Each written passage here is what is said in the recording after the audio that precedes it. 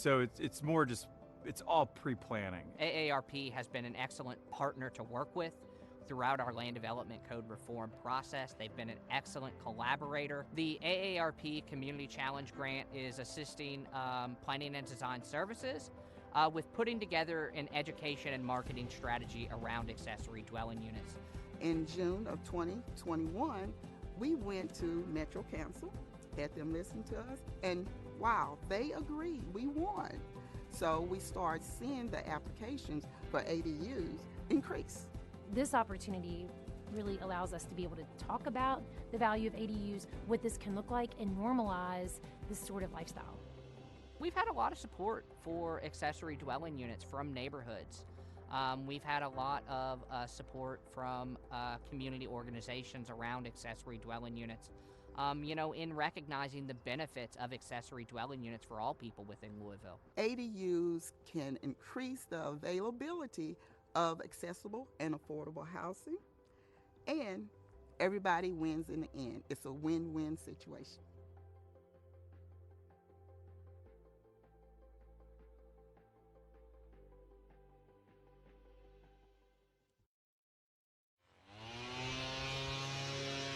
This is the Fern Creek area. We're in the Adams Run neighborhood. All the neighbors are very nice. Yes. We've been here for 26 years, so my whole life. Eat snacks, watch football, movies. We try to enjoy our time around each other as much as we can. The original idea for this project was to build a little extension so we could have an outside sitting area for year-round. But contractor kind of dashed those hopes. He gave us a good price.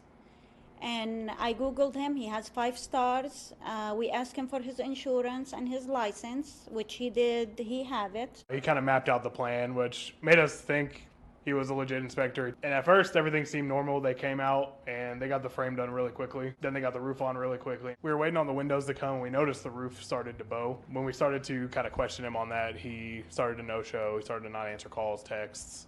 And that's when we knew something was wrong. We need to know all the window sizes. I was scared to go to the permit office and bring an inspector here because I was afraid he's gonna tell me take all of it down. They need a more accurate site plan. Has that already been provided? We told her the whole situation. They came into our office and we pulled it up, and sure enough, there was no permit. We were able to come out, look at it to see what it was going to take, to see if we could salvage what was here. And he told us exactly what we need to do. When we first visited this, it looked like the whole roof was going to have to come off. Deep inside, I didn't trust any of them. Then we contacted Mark. Yeah, it was pretty scary.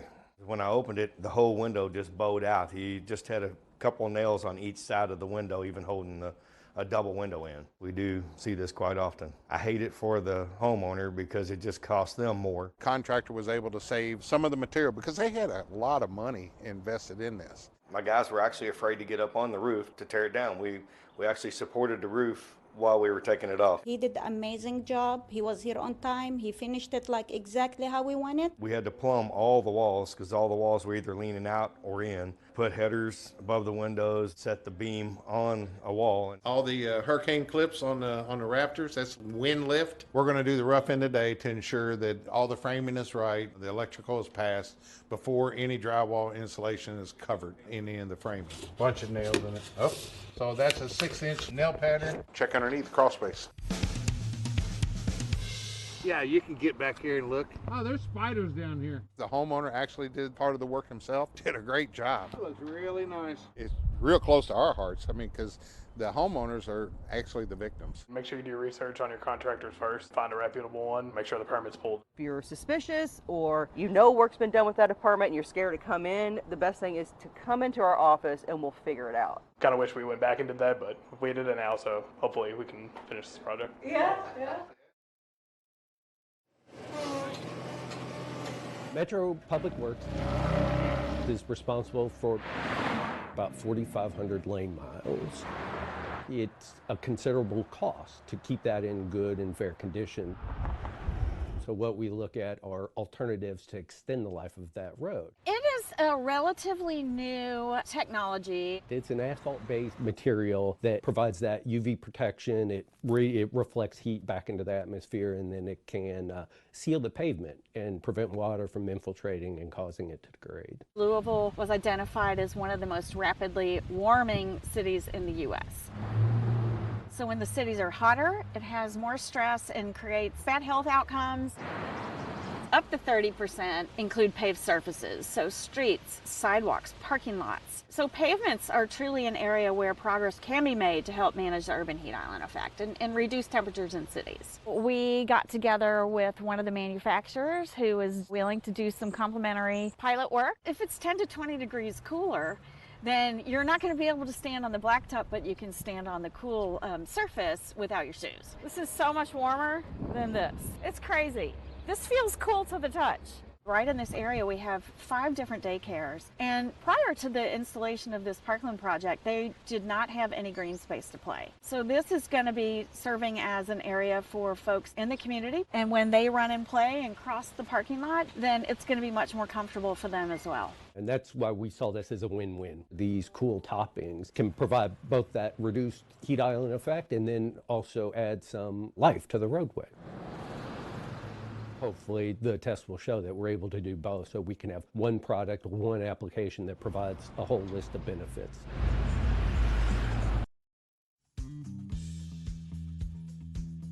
Put your recyclables through the slot in the lid. Recycle paper, cardboard, food and beverage cartons, plastic bottles and containers, glass bottles and jars, aluminum pans and wrap, and metal cans. Styrofoam and plastic bags and wrap are not accepted. These dumpsters are not for electronics, yard waste, hazardous materials, or any large items. Go to louisvilleky.gov/recycle map to find a drop-off recycling location near you. We are seeing an increase in car thefts, specifically Kias and Hyundais. We think that this increase is due to some viral social media videos that are alerting potential thieves on how to steal Kias and Hyundais without the keys to the vehicles. What we're seeing is juveniles are catching on to these social media videos and acting on that. And again, we're seeing this in Jefferson County, but we're also seeing the trend across the country. We're being alerted by other police departments as well that they're seeing this problem. We ask that you do a few simple things. So the first one sounds silly, but lock your car. Also, if you can, attempt to park in a well-lit or secured area. There's also some things that you can purchase if you're able to stop your car from being stolen, such as a steering wheel locking device or some sort of tracking device. We've actually had people put Apple AirTags in their cars, and when the car gets stolen, we're able to track it and recover the car very quickly. Please don't hesitate to call us if you see something suspicious. Our non-emergency number is 574-LMPD, and you can always report things anonymously.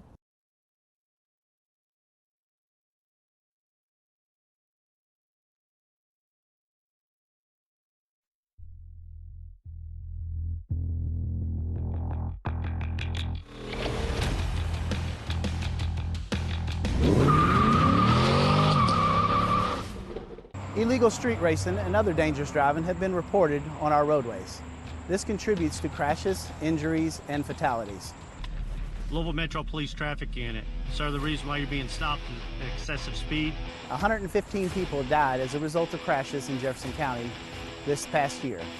LMPD will have additional patrols on our roadways using marked and unmarked traffic enforcement vehicles, in addition to helicopters both night and day, targeting aggressive and reckless driving. If you are caught street racing or reckless driving, you may be cited, arrested, and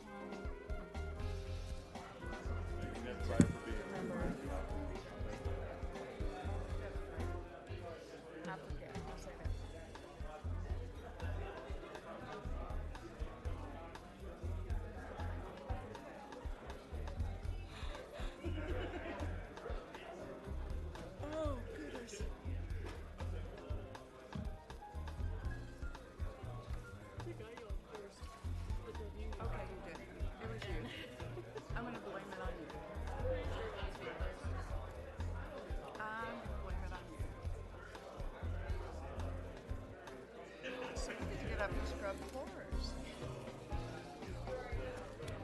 Well, that'll be fun.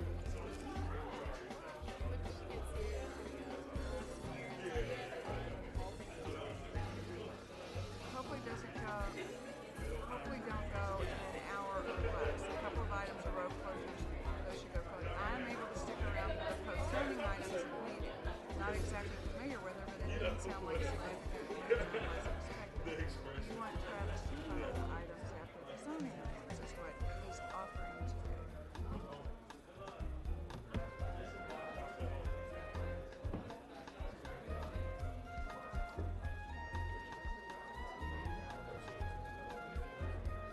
Is anything going to change on your end?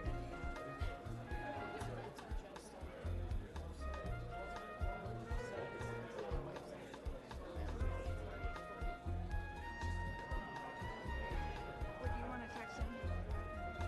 I don't want to speak to you.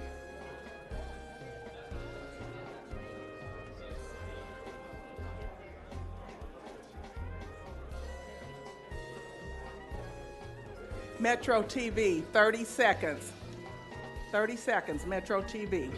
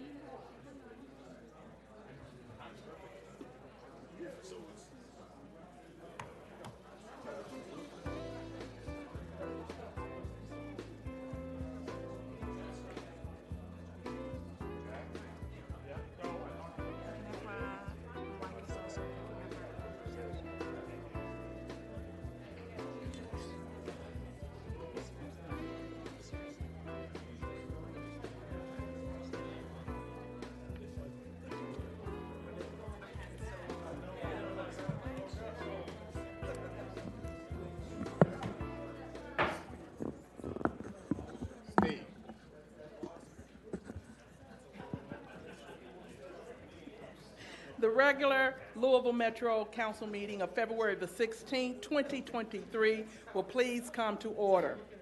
Please rise for the Pledge of the Allegiance to the flag. I pledge allegiance to the flag of the United States of America and to the republic for which it stands, one nation, under God, indivisible, with liberty and justice for all. This meeting is being held pursuant to KRS 61.826 and Council Rule 5. Madam Clerk, a roll call, please. Councilmember Hawkins. Councilmember Shanklin. Present. Councilmember Rashad. Present. Councilmember Arthur. Present. Councilmember Purvis. Present. Councilmember Baker. Present.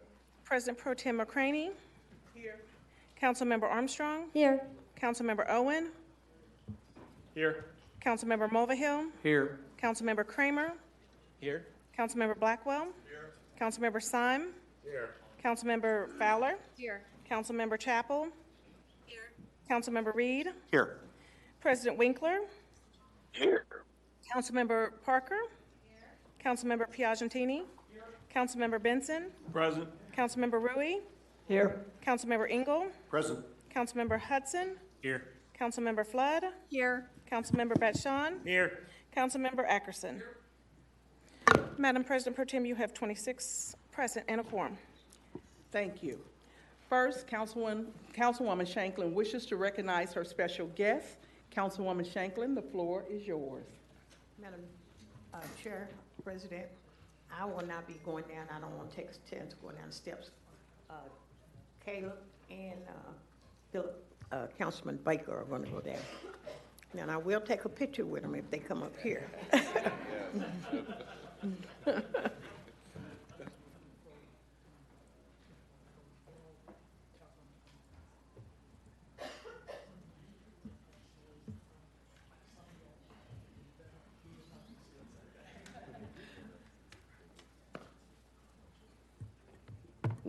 Are we on? Okay, perfect. This is Caleb Howard with District Number 2, Councilwoman Dr. Shanklin. We just wanted to recognize Todd Dunn for the work that he did for our Christmas event. It's an annual Christmas event. We got 20 bikes in our district, I know, for the kids. I'm not sure how many went to District 6, but also a sizable amount went to District 6. And we just wanted to give our sincere thanks. I know the kids love them. I was out there. I saw them riding them around. And that's one of Dr. Shanklin's top things that she loves to do every year. And so we just wanted to give you a proclamation. I'll go ahead and read it now. It's, to whom these letters shall come, greetings. Know ye that the Louisville Metro Council hereby issues a proclamation honoring Todd Dunn. Whereas President of UAW Local 862, Mr. Dunn has generously contributed to the well-being of the communities represented in District 2 and District 6. And whereas Mr. Dunn's partnership with Make-A-Wish Foundation and Metro United Way has positively impacted our underserved communities. And whereas we thank Todd Dunn for being so generous, giving his all to spread hope and love in the community. Now therefore, it be resolved that the Louisville Metro Council hereby confer and pay tribute to him by way of this proclamation with all the rights, privileges, and responsibilities thereunto appertaining. In testimony, we have caused these letters to be made and the seal of the Louisville Metro government to be hereunto affixed. Councilwoman Dr. Barbara Shanklin. Thank you.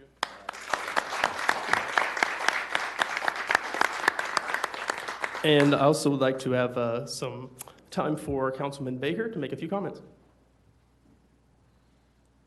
Thank you, Chair. Anybody who knows, even though I'm a new elected councilman, anybody who knows Brother Dunn here knows he is one of the most selfless people that we know. He's always advocating for youth, which is always one of my top things as a councilman in District 6, and he always is fighting tirelessly for those who don't have a voice, from union workers. Again, you talked about making a Wish Foundation. He gives, and gives. So on behalf of every constituent of District 6, and thank you for all the love, the bikes, the time, the energy, whatever it may be. We appreciate you from the bottom of our heart, and we appreciate people just like Todd Dunn, and we just thank you and want to give you your flowers while you're here. Thank you. Mr. Dunn, would you like to have any comments? Yeah, I just want to thank the council. It's awesome to have a branch of government that cares. You see both sides of the aisle. I've been involved in politics and tried to be a part of the footprint and part of the solution, not the problem, for so many years. And there's a lot of council members that's gone before you and current council members that I've worked with. And I look over Rick Blackwell that I've known for almost 30 years, and we never stopped trying to do something good in our community. In labor, you know, talk about Todd Dunn, it's not my award, it's all those in labor. You know, we represent 54,000 members in the community. Those are labor families. They help build the communities, and we want to continue to join Metro Council and leaving it better than we found it, and do that with mindfulness and, you know, not taking too much from ourselves. But it's always important to have council people just like Barbara Shanklin, who makes me smile when I see her, and it reminds us how humble it is to just stay there and help somebody else that couldn't help themselves, even though they would want to or have a chance later in life. So again, thank you very much. I appreciate what y'all are doing and continue to make Louisville a better place.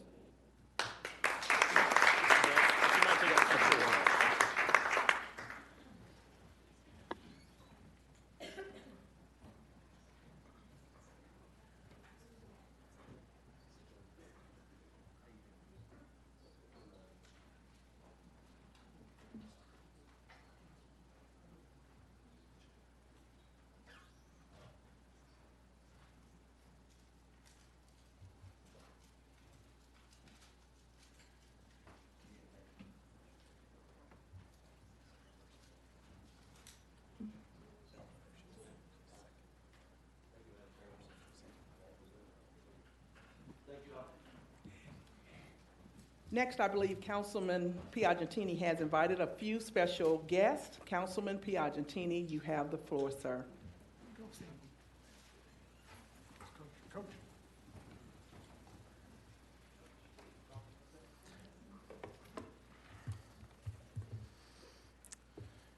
Good evening, colleagues. This is one of those few times you can really tell how short I am in real life. I have some very, very special guests today, and let me start off by introducing all of them. This is the University of Louisville women's volleyball team, and I want to introduce them each by name. If you're here, please raise your hand, and then I've got a few of the people who were part of this year's team that were unable to make it today as well. But Iko Jones, Aiden Bartlett, Anna DeBeer, Ellie Glock, Charity Looper, Alexis Finvold, Nina Moorer, PK Kong, Hannah Sherman, Kara Cressy, Elena Scott, Amaya Tillman, and Coach Dan Meskey.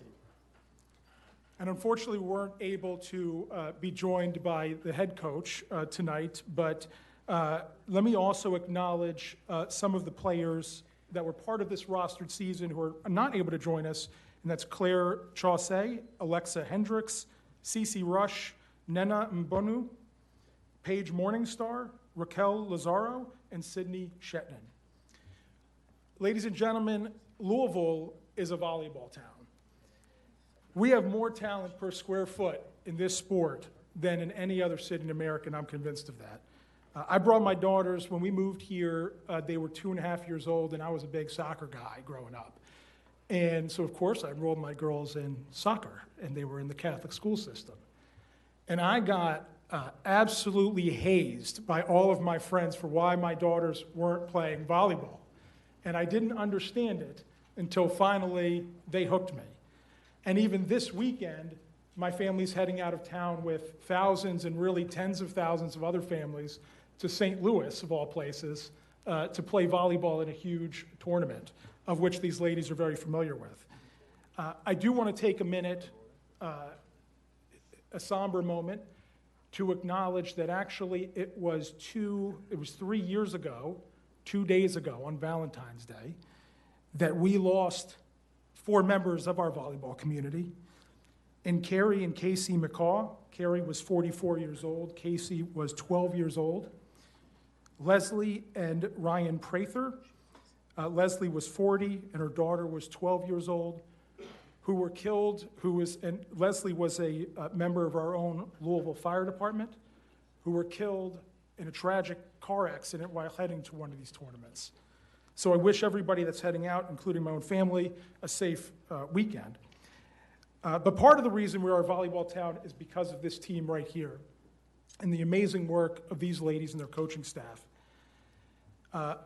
3 of the players themselves, although the team is recruited from literally internationally, 3 of the players come right from our own area, 2 from Louisville and 1 from right across the river. And I have to tell you, it is rare to find a team of this caliber where you get that many players coming from your local area. My family and I are season ticket holders. We watched last year through your undefeated season, which was just incredible, through 2 Final Fours now, through the second place finish this year in the NCAA tournament, and God only knows what the future is going to bring, but it's going to be huge. I just wanted to say to the ladies, you are truly role models, icons, and idols for the young athletes, and particularly young female athletes. I mentioned to you earlier, my daughter, Cece, has attended the U of L overnight camp, and her interactions with you all have been some of the greatest impacts of her perception of the sport and overall teamwork. It's very appreciated. I would ask if you could do me a favor. I know Cece Rush couldn't be here. I do want to ask if you all could let her know that we have stolen her service chant, the thing you guys do for Cece. So when my daughter Cece comes up to play, I give her the same chant that Cece Rush gets. And I did want to point out, I would tell stories about every single one of you ladies and the different stuff I've seen you do on the court, but I did mention I was going to also point out Iko Jones. Every team needs a hype girl or hype woman, and please, for the love of God, keep it up. As I mentioned earlier, when second and fourth set, second row, please, fist bump anytime. We'd love to say hi. And last thing I want to say, maybe more broadly to the University of Louisville administration, for many of you that don't know, and if you haven't been to one of the volleyball games, you got to go. The stadium's awesome. It's very tight. It's got a great feel to it. But I would say to the administration, as this program has grown and evolved, and with all the attention it's getting nationally, let's make sure it's properly resourced. I just hope it was a nasty rumor that I heard at one point about needing assistance in recognizing some of the achievements that you all have made. And I will tell you, the stadium is constantly sold out. So if it's a revenue issue, build a bigger stadium so more of us can enjoy your matches. And if there's ever any problems with recognizing your achievements, give me a call and we'll figure it out, okay? With that said, I'd like to present this proclamation today. It reads as such: to all whom these letters shall come greetings, know ye that the Louisville Metro Council hereby honors and recognizes February 16th, 2023 as University of Louisville Women's Volleyball Recognition Day. In recognition of their outstanding accomplishments over the last several years, the University of Louisville women's volleyball team and coaching staff are leaders and a beacon for women's and girls' sports everywhere. We recognize that they are not only one of the most successful athletic programs at the University of Louisville, but are role models to young girls and athletes who dream of excellence, both academically and athletically. Some of their accomplishments over the last few years include the first ACC team to reach an NCAA championship match, runners-up in the 2022 NCAA championship match, back-to-back Final Four appearances in 2021 and 2022, the first undefeated regular season, 28-0, the first woman coach with an undefeated regular season in 2022, in Danny Busboom Kelly, the first Final Four appearance in the University of Louisville program history in 2021, and the 2021 AVCA National Coach of the Year Award. We hereby confer this honor with all the rights, privileges, and responsibilities thereto appertaining. In testimony whereof, we have caused these letters to be made and the seal of the Louisville government to be hereunto affixed. Ladies and gentlemen, please welcome me, please join me in congratulating our U of O women's volleyball team.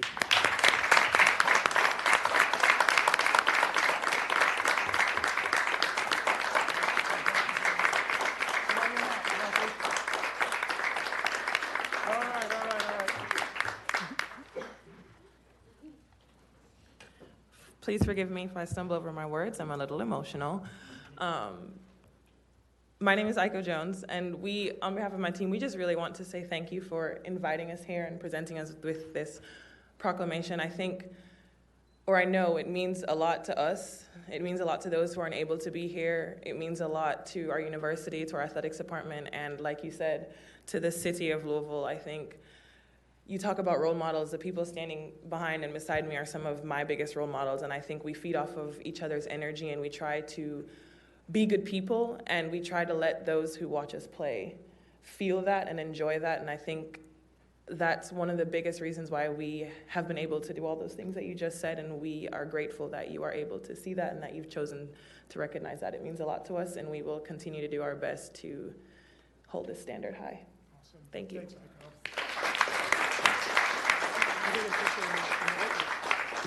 Councilman Piagentini, Councilman Reed would like a few words. Very, very quickly, and I expressed myself earlier by saying that I probably am like many people in the city that are first-time volleyball fans, but just a couple of things watching you over the course of the year. One, your match against UK when you were being abused by their student section and you hung in there. I was very impressed at that. And two, the enthusiasm with which you play. I mean, it's infectious. It really is. So congratulations, and do it again next year. So let me just say, because of the UK, you brought up the UK game. The UK game this year was fun. It was at UK, whatever. Their fans are terrible, whatever. But so the U of L fans much better. Wonderful people, very exciting. I will say, last year's U of L UK game at U of L was ridiculous. Went 5 full sets. It was so close. We ended up winning by 2 in the 5th set. It was such a close match. Overall, across the 5 sets, U of L scored 102 points. UK scored 101 points. And right after the game, I'll never forget, you guys just started running the stadium and high-fiving everybody, and it was truly a magical thing. That rivalry is a lot of fun, and I'm just messing with UK, so nobody hurt me over UK comments, right? But yeah, we love our U of L team, and that's a magical game. If you ever get to see a game, that's the one to see. So, all right, let's go on. Let's go again. Feel short with me? Other than Andrew. Council members who want to join in the picture, please join.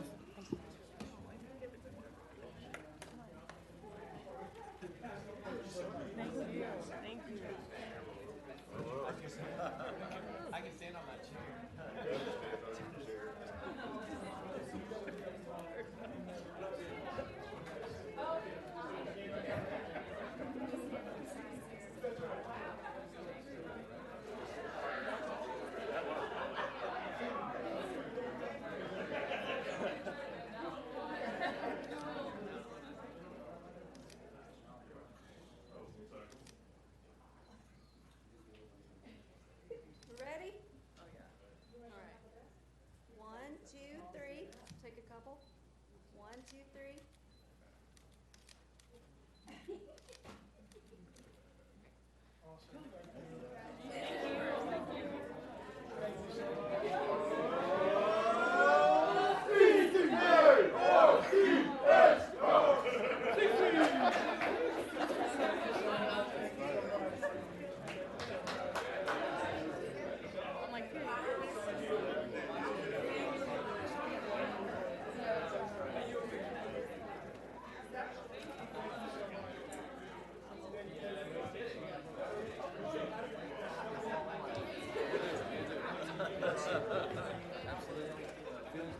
Appreciate you guys. Thank you.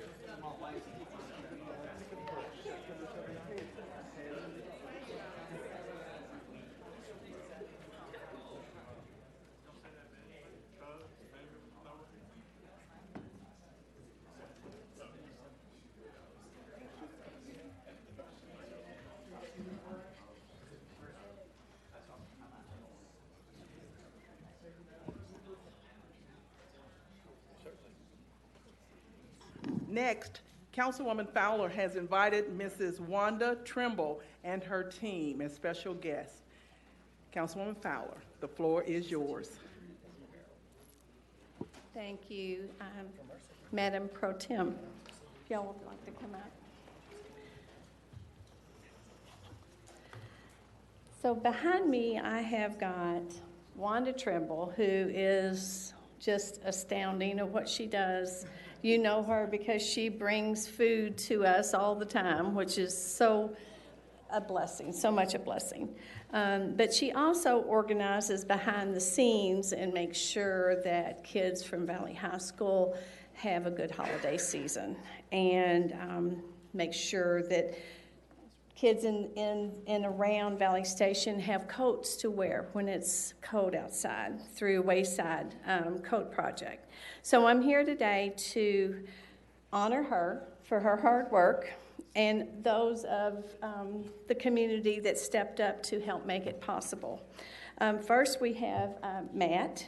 Matt Dodd is with McDonald's in Valley Station, and his assistant, Dawn Dusky, do so much for the community, and we appreciate you being here. And I'm going to read this one time because they also say the same thing. So it's to whom all these letters shall come, greetings. Know ye that the Louisville Metro Council hereby honors and recognizes Matt Dodd, Don Dusky from McDonald's at Dixie Highway for their contribution and generosity to the Valley Christmas Project and the Wayside Coat Project that helped numerous Valley High School families through the holidays.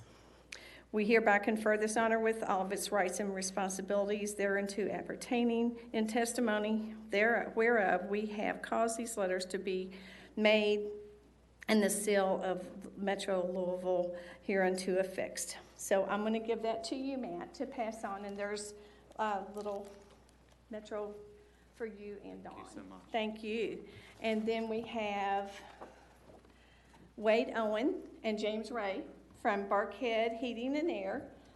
Between them and others, there was, well, you all contributed over $1,300 to the project, which was astounding and wonderful.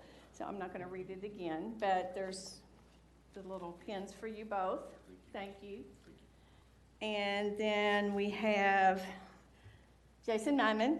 You all know Jody Nyman. This is his big brother, if you'll come up, Jason.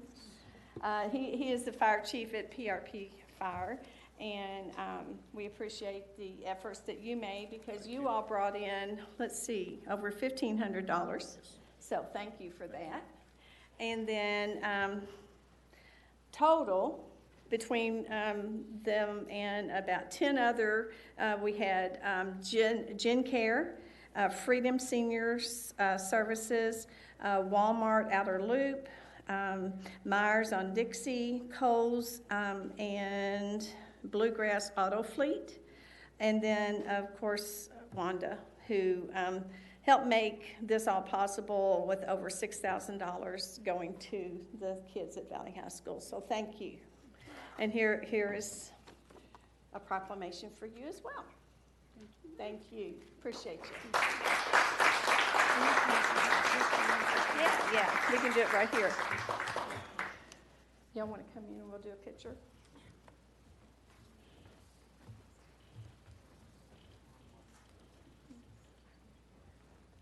I didn't say this, she says this for buddies.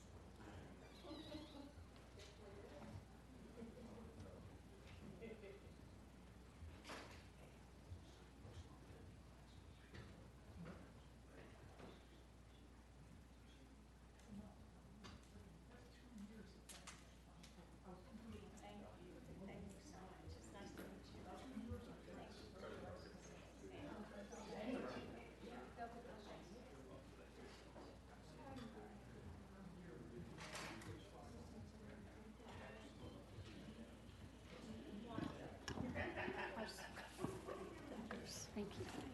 Thank you all. Yeah.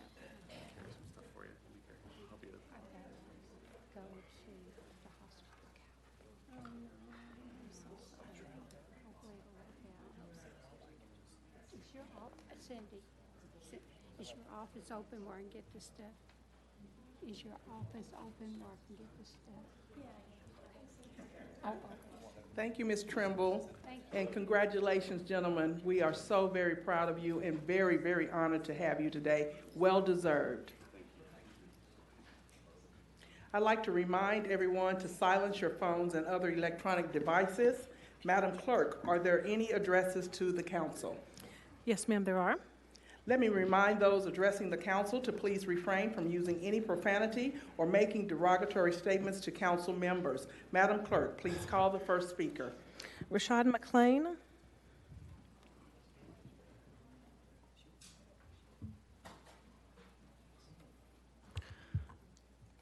Greetings, all Metro Council members.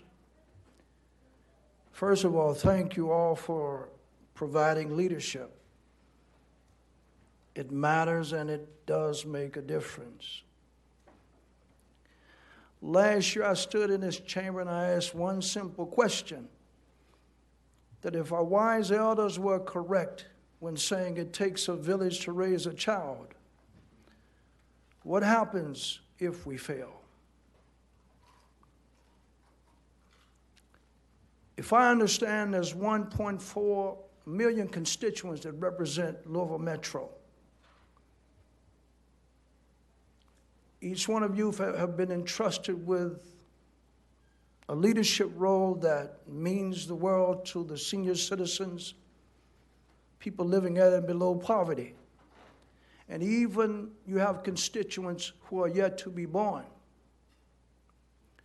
So what is wrong with the idea of Louisville Metro being the first city in the nation with a permanent gun buyback policy, with an amnesty component, and each one of 26 representatives buying into that so that we save one precious life at a time? Because this thing that's facing us as a community, it has no loyalty to one section or the other. And the students that just left here, they are part of this community. And so I ask, if you will, have discussion about Louisville being the first city in the nation to have a permanent gun buyback strategy. 26 Metro Council representatives, $500 to $1,000 gives the city $13,000 to $26,000 out of discretionary funds annually. And the research that I did a few years ago, all the surrounding states, West Virginia, Tennessee, Indiana, they all ran out of money. I just don't think that that should be a strong enough reason why we shouldn't focus on providing that. Thank you. Thank you. Connie Marshall.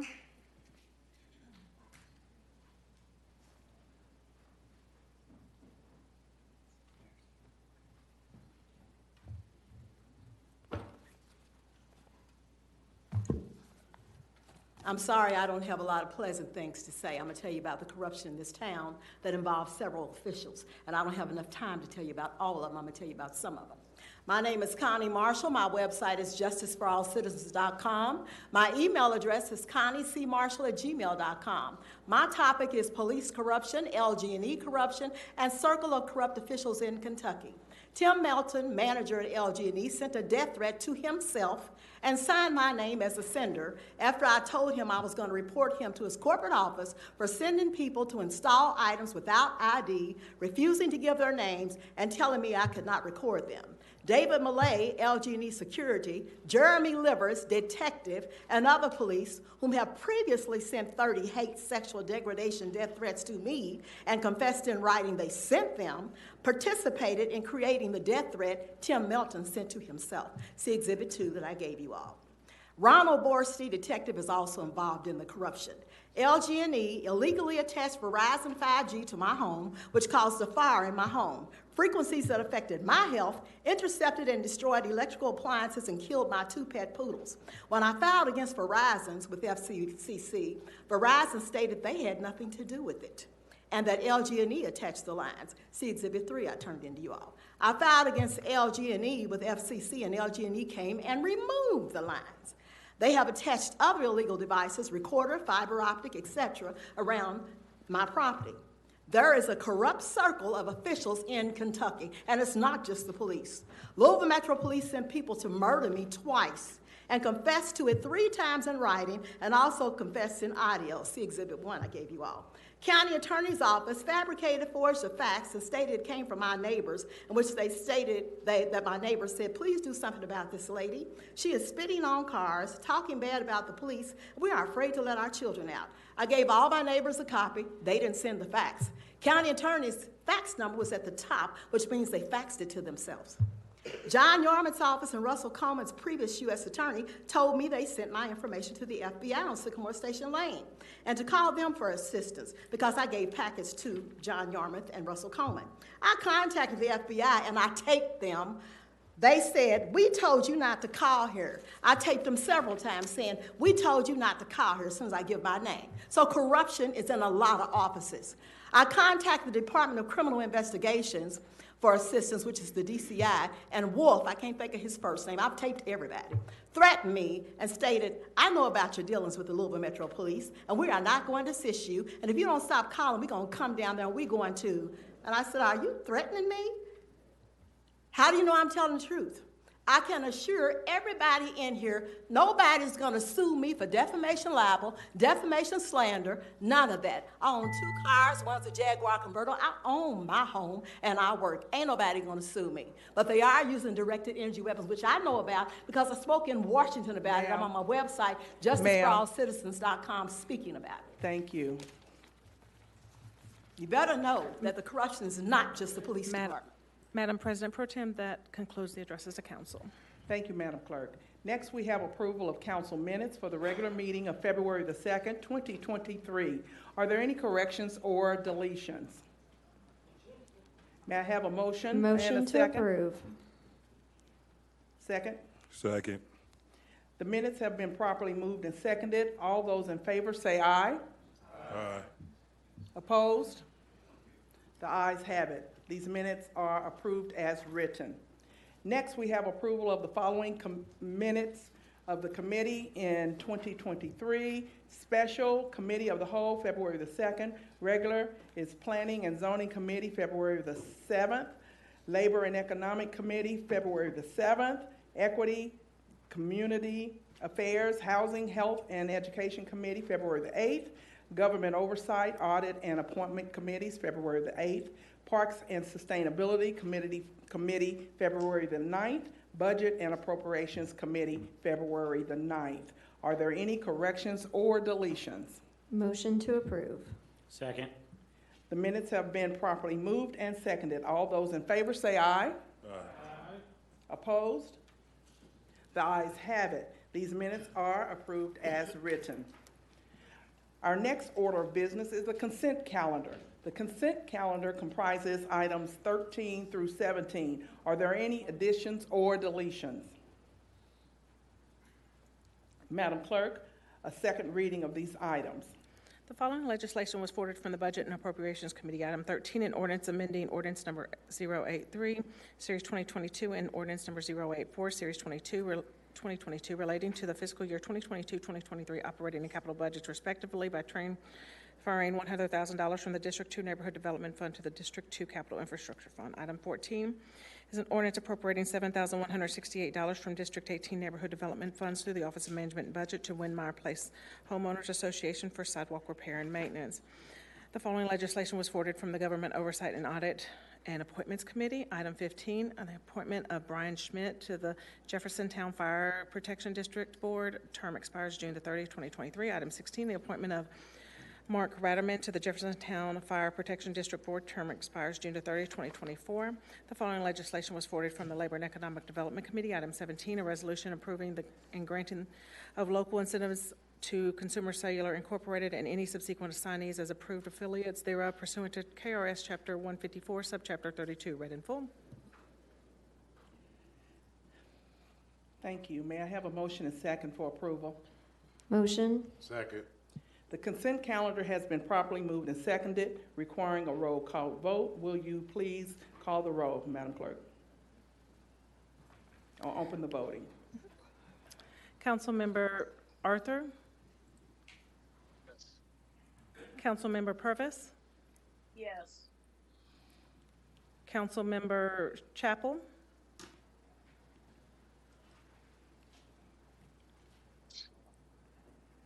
Yes.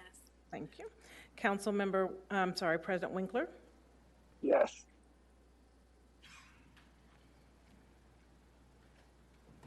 Yes. I don't know. Oh, I'm sorry, sir.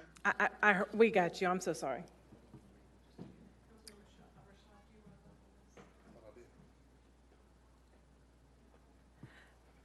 Madam President Pro Tem, you have 24 yes votes. Without objection, the voting is closing. The voting is closed. The clerk will announce the totals again. 24 yes votes. The consent calendar passes. The next item of business is special legislation.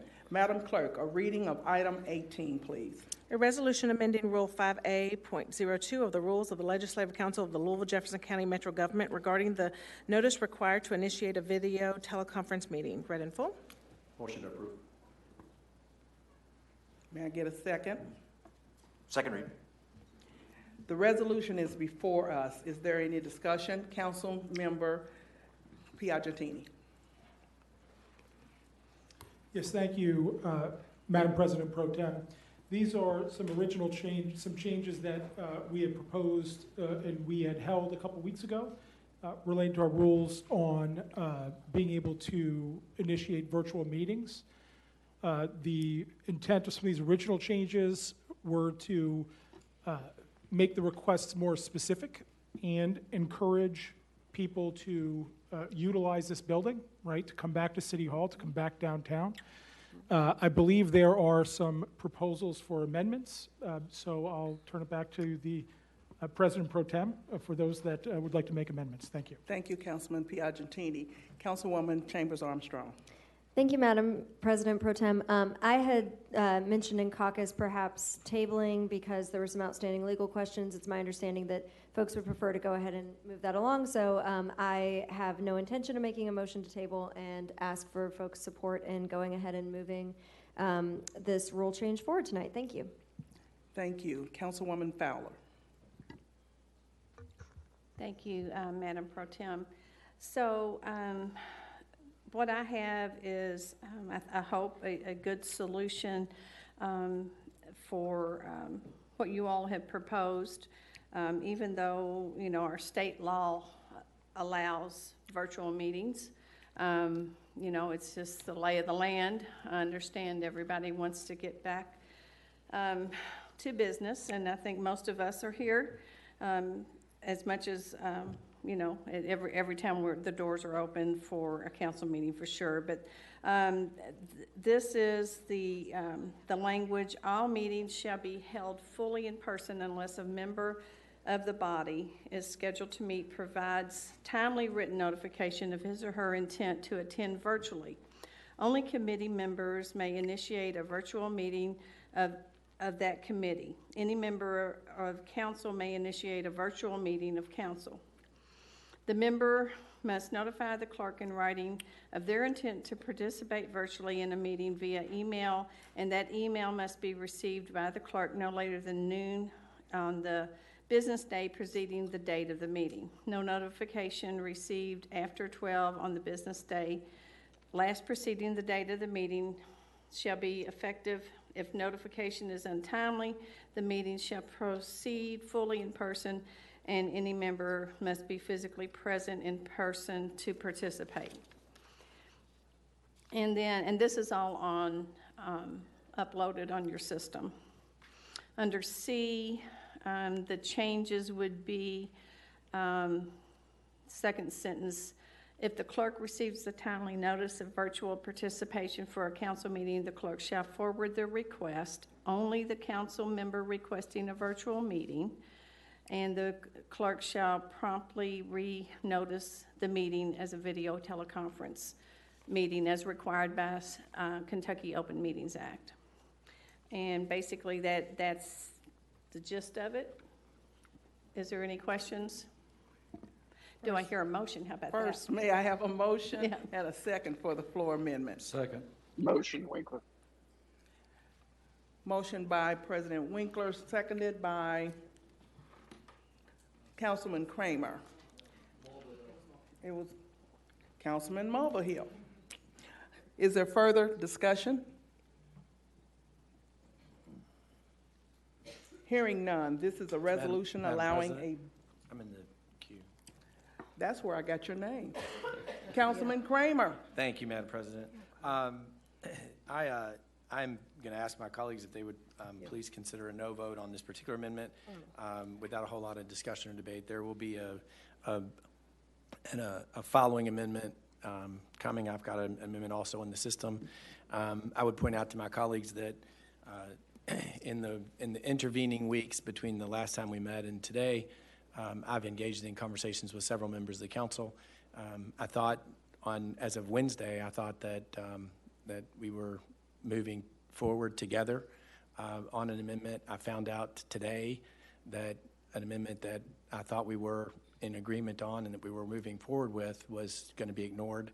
And I found out today that the amendment that's before you now would be proffered only after it was proffered. So I was a little bit surprised that, I was working with leadership, and I thought we were moving in a direction, and then I found out that I wasn't working with leadership. Instead, we had this resolution before us. So I'm going to ask my colleagues to please vote no. If they choose to vote yes, I'm going to ask that they please at least keep an open mind for the following resolution. Thank you. Seeing no one in the queue. All those in favor of the amended version of the special resolution, please signify by saying aye. Aye. Aye. Opposed? No. Madam Chair, Madam President, I may request a roll call vote, please. Roll call vote, please. Open up the voting. Committee Member Arthur? Yes. Committee Member Purvis? Yes. Committee Member Chappell? Yes. And President Winkler? Yes. Madam President Pro Tem, you have 16 yes votes and 9 no votes. The ayes have it. The resolution is adopted. The amendment has been adopted. Now we're back to the actual resolution. Is there any discussion? Councilman Kramer. Thank you, Madam President. If my colleagues would log into the system, there's a second amendment there. It's the second one down. This is an amendment that I had proffered the language, and I was working on the language as late as this morning and sent a copy of the language that is before you to the folks with whom I had been working in order to try and find some way of recognizing the importance of what we do here. I have felt strongly and have never wavered in feeling strongly that virtual meetings are not as effective as meeting in person. I would venture to say that that's not just a preference of mine, but there's lots and lots and lots of research out there that supports the reality that we do not do things as well in a virtual setting as we do in person. I would also point out that Louisville is a growing tourist town, and one of the biggest reasons that we see and draw tourism is because of conventions. Conventioners, businesses recognize and understand the tremendous value of being in the same place as people that they are doing business with, and they travel at great expense, much to our delight, to places like our community. I'd point out further that as folks who are setting the example for our constituencies and setting the example for businesses in Louisville, we need to recognize and understand that downtown Louisville can't survive with just tourism. If we don't get folks who work downtown back downtown, the restaurants that are supported by the tourist industry won't be able to survive. It's a three-legged stool. You can't do it with just tourism. We need people in office businesses down here, and so we need to be first ourselves, recognizing that we will be more effective when we are in person. And we need to recognize that we can send a message, a clear and strong message, that Louisville is open for business and we're back at work. And we need to send a message to every other company in town that we really believe being back in our offices, back downtown, back together in one place makes a difference. Again, I haven't wavered in that. Anybody who's listened to me speak knows that's where I've been all along. In my efforts to try and find consensus, at least to find 14 votes that would agree that it's important. One of the things I've come to understand is, there's some of the committee work that we do, it requires quite a bit of a commitment to get down here for a committee. And for some of us that live and work in the outer parts of the community, it takes longer to get downtown than the committee meeting might last. And I was subject to that myself last week. It took me 25 minutes to get down here for a 20-minute meeting. And that was the only meeting I had down here that day. So I recognize that may be an issue, and so the language I crafted allows for that we could continue to meet, committees could continue to meet virtually, unimpeded. So if folks felt like that was, necessary for them, while again, that might not be my first choice, I recognize and understand that is where we are. The next change that we made, and again, I thought I was operating in good faith here, was recognizing and understanding that there are those exceptional times when being at a council meeting is more difficult. And I've been doing this for 20 years. I can look back over the years I've been here, and I can tell you, I know of instances where colleagues of mine, folks that I would consider friends, were out of town with family vacations, not their immediate family, but their extended family. And they had to rush back home for a council meeting because it was in the middle of a budget session, and then turn around the next day and drive back the same distance that they drove to get to Louisville. I get that that's a challenge. While there's a part of me that says, hey, that's part of the job, right? It's what we do. I recognize the world has changed. One of my colleagues pointed out we're in a different world, right? So the conversation was, okay, let's limit it to twice a year, right? We don't. I wouldn't think people would travel that terribly often, and people do get sick. So the suggestion was twice a year. Rather than read the entire resolution to you, it's in front of you. I would strongly encourage a quick reading of it, but the underlined sections are the ones that are most important. Notifications to participate virtually in either a Metro Council meeting or a committee meeting shall include a stated reason for the members' virtual participation, which shall be included within the minutes of the affected meeting.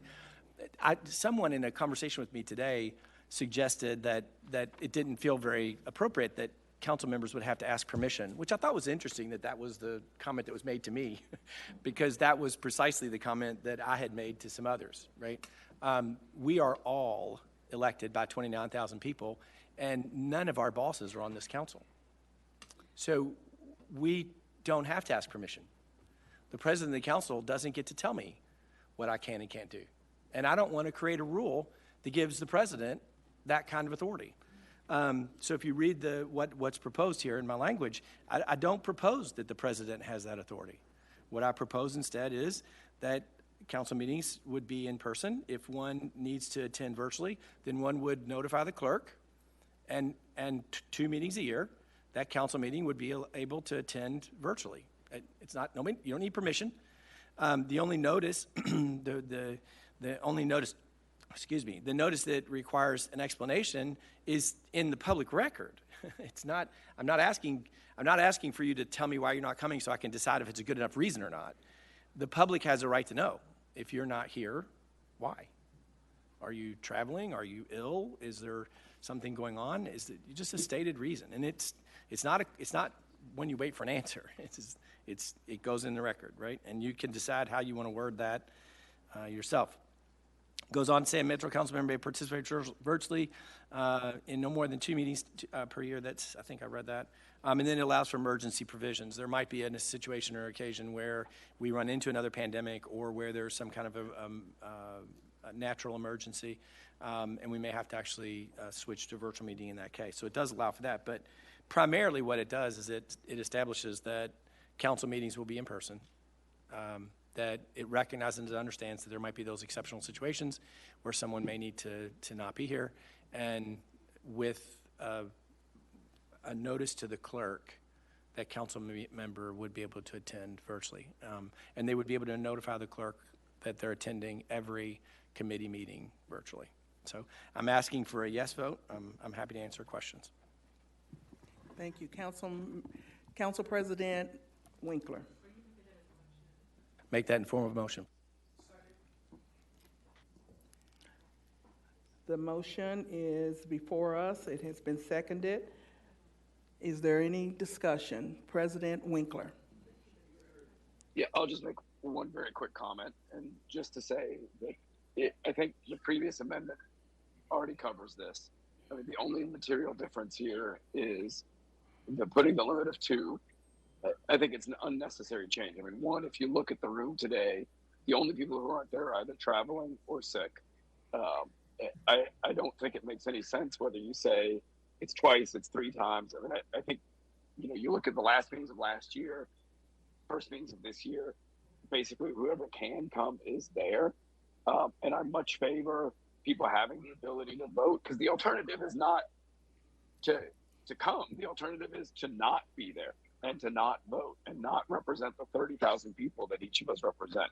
So I would encourage everybody to vote this amendment down, pass the ordinance the resolution as is, and move on. Thank you. Councilwoman Purvis. Thank you. I just would like to state that I am not going to be supporting this. I really think that this amendment, or whatever you call it, resolution, I think you're going too far. And as President Winkler has already spoken, I'm not there because I'm sick. I don't want to get anybody else sick. But as I stated earlier, in the 4 years I've been on the council, I don't know of anyone that has abused their privilege of not attending any meetings. And so I think as long as whether we're there in person or we're here virtually, we are still here representing the needs of our constituents. So I am not supporting this. Thank you. Councilman Dr. Rick Blackwell. Thank you. Just a couple of things. I unlike Councilman Kramer, who mentioned earlier that he's been very consistent with his support of the position that he takes tonight.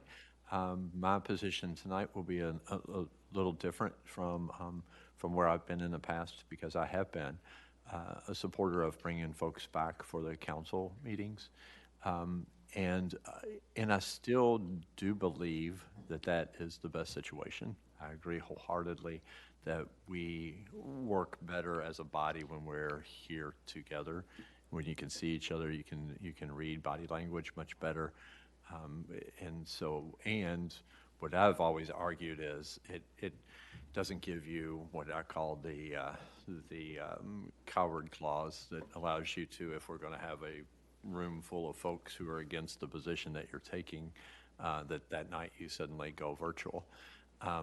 So those things are important. However, when talking to Councilman Winkler, or President Winkler, his point about what's the other option, you know, because I was thinking only in terms of folks who would just simply choose not to be here, as opposed to the folks that are online tonight. I am certainly glad that they made the decision to be online rather than to be here with us. I just saw President with this sneezing fit. It looked like that he had a minute ago, so I'm glad he's there. So, you know, I do recognize that I'm blessed in some ways. I don't have some of the family situations that other folks have and the family concerns that they have, and I've been blessed with being pretty healthy. So my situation may be different from some other folks in our council.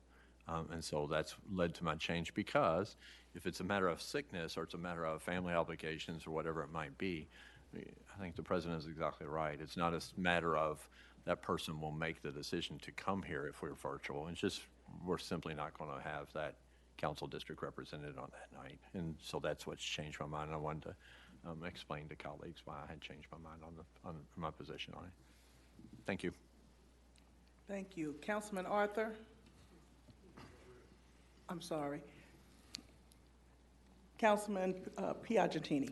Thank you, Madam President Pro Tem.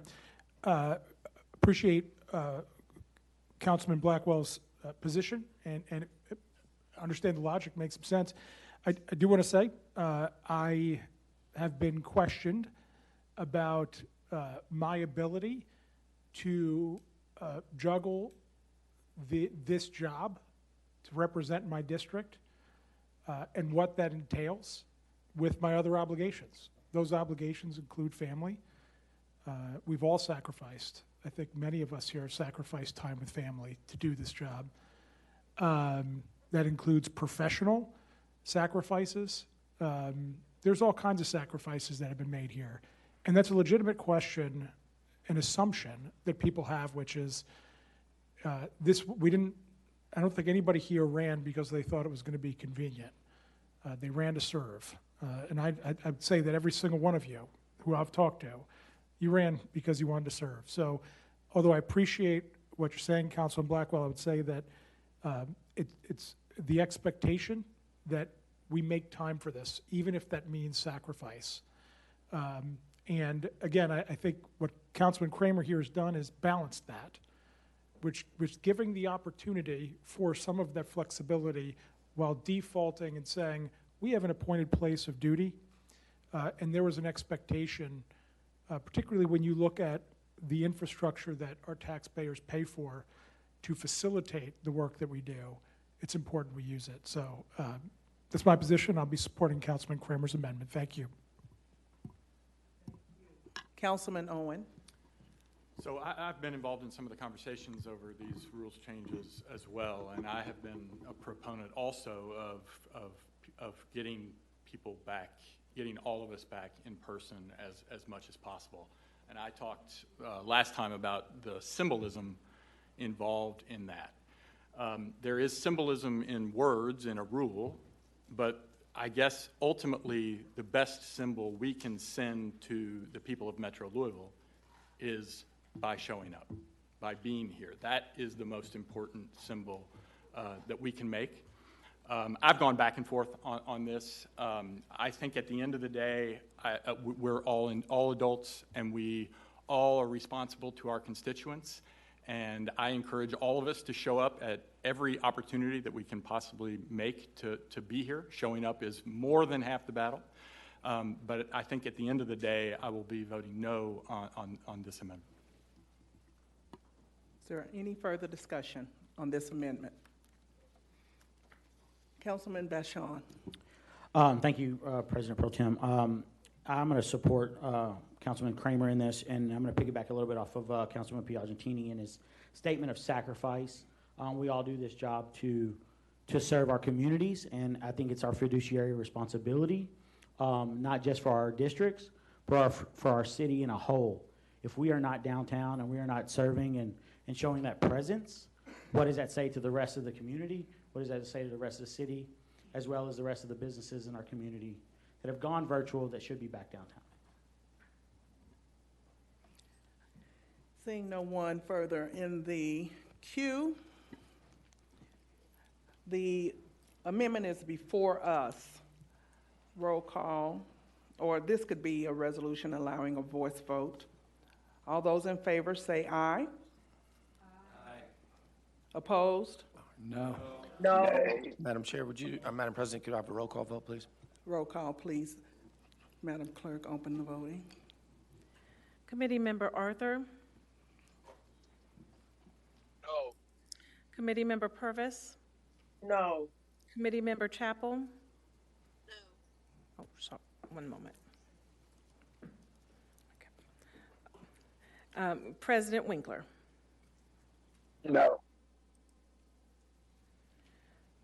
Madam President Pro Tem, you have 9 yes votes and 16 no votes. Thank you, Madam Clerk. The amendment fails. Now we're on to the resolution. Is there any discussion? Any further discussion on the resolution that's before us? There being none, all those in favor of the resolution, item number 18, please say yes. Yes. Aye. All those opposed? No. Roll call vote, please, Madam Clerk. Committee Member Arthur? Yes. Committee Member Purvis? Yes. Committee Member Chapel? Yes. President Winkler? Yes. Madam President Pro Tem, you have 17 yes votes and 9 no votes. The resolution passes. The next item of business is an emergency resolution.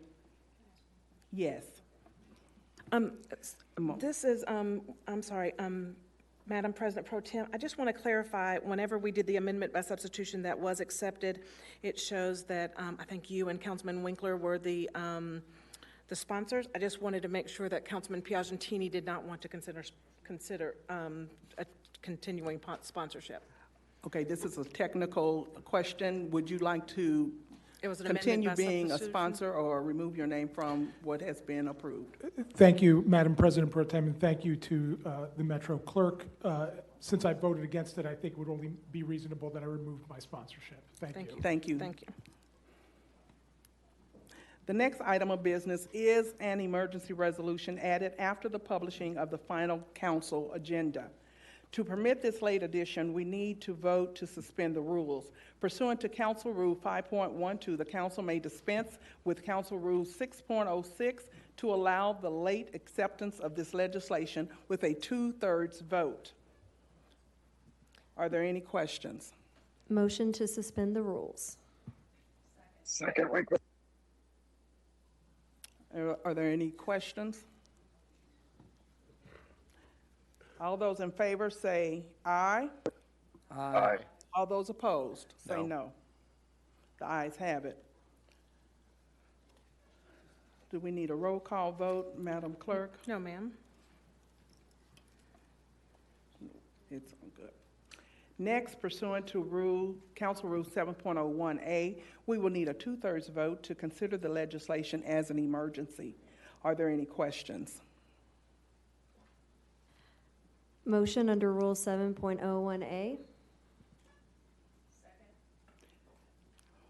Seeing no questions, may I have a motion and a second to consider? We have the motion by Councilwoman Chambers Armstrong and the second by Councilwoman Fowler.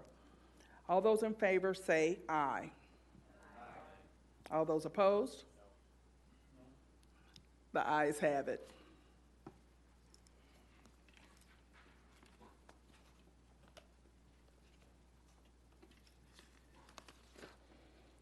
Madam Clerk, a reading of item 19, the resolution. An emergency resolution pursuant to the Metro Council Rule 7.01A, requesting the Louisville Metro Ethics Commission to provide Metro Council with a formal opinion regarding whether any actions of Councilmember Anthony Piagentini in connection with the 6th round of American Rescue Plan funding approved by Metro Council constituted a violation of the Louisville Metro Ethics Code. Read in full.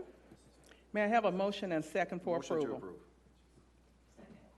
The resolution is before us. Is there any discussion? Councilman Anthony Piagentini. Thank you, Madam President Pro Tem. I'll be abstaining from the vote because this is a vote related to myself, and it would be, I think, a little obvious why, hopefully it's obvious why I'll be abstaining from that. With that said, just as clarity, and I think it is reflected in the language of the whereas clauses, had provided written testimony to the Ethics Commission on Tuesday, spoken to the chairwoman of the Ethics Commission, and asked for that review. That meeting is this evening. It's actually started at 4 p.m. So looking forward to the results from the Ethics Commission and moving forward with with complying with their direction and complying with the ethics law moving forward. So thank you very much, Madam President. Thank you. Councilwoman Fowler. Thank you, Madam Pro Tem. So this was something that I thought after reading the article that was this morning, the last paragraph of the article indicated that the Ethics Commission knew nothing of the request by Councilman Piagentini. I believe that it was because that request came after the question was asked of the president. So I just want to read that. The status of the commission's inquiry is unclear despite Piagentini's claim that he reached out to them about the situation. On Tuesday, Commission Chair Dolores Prejudice, how do you say that?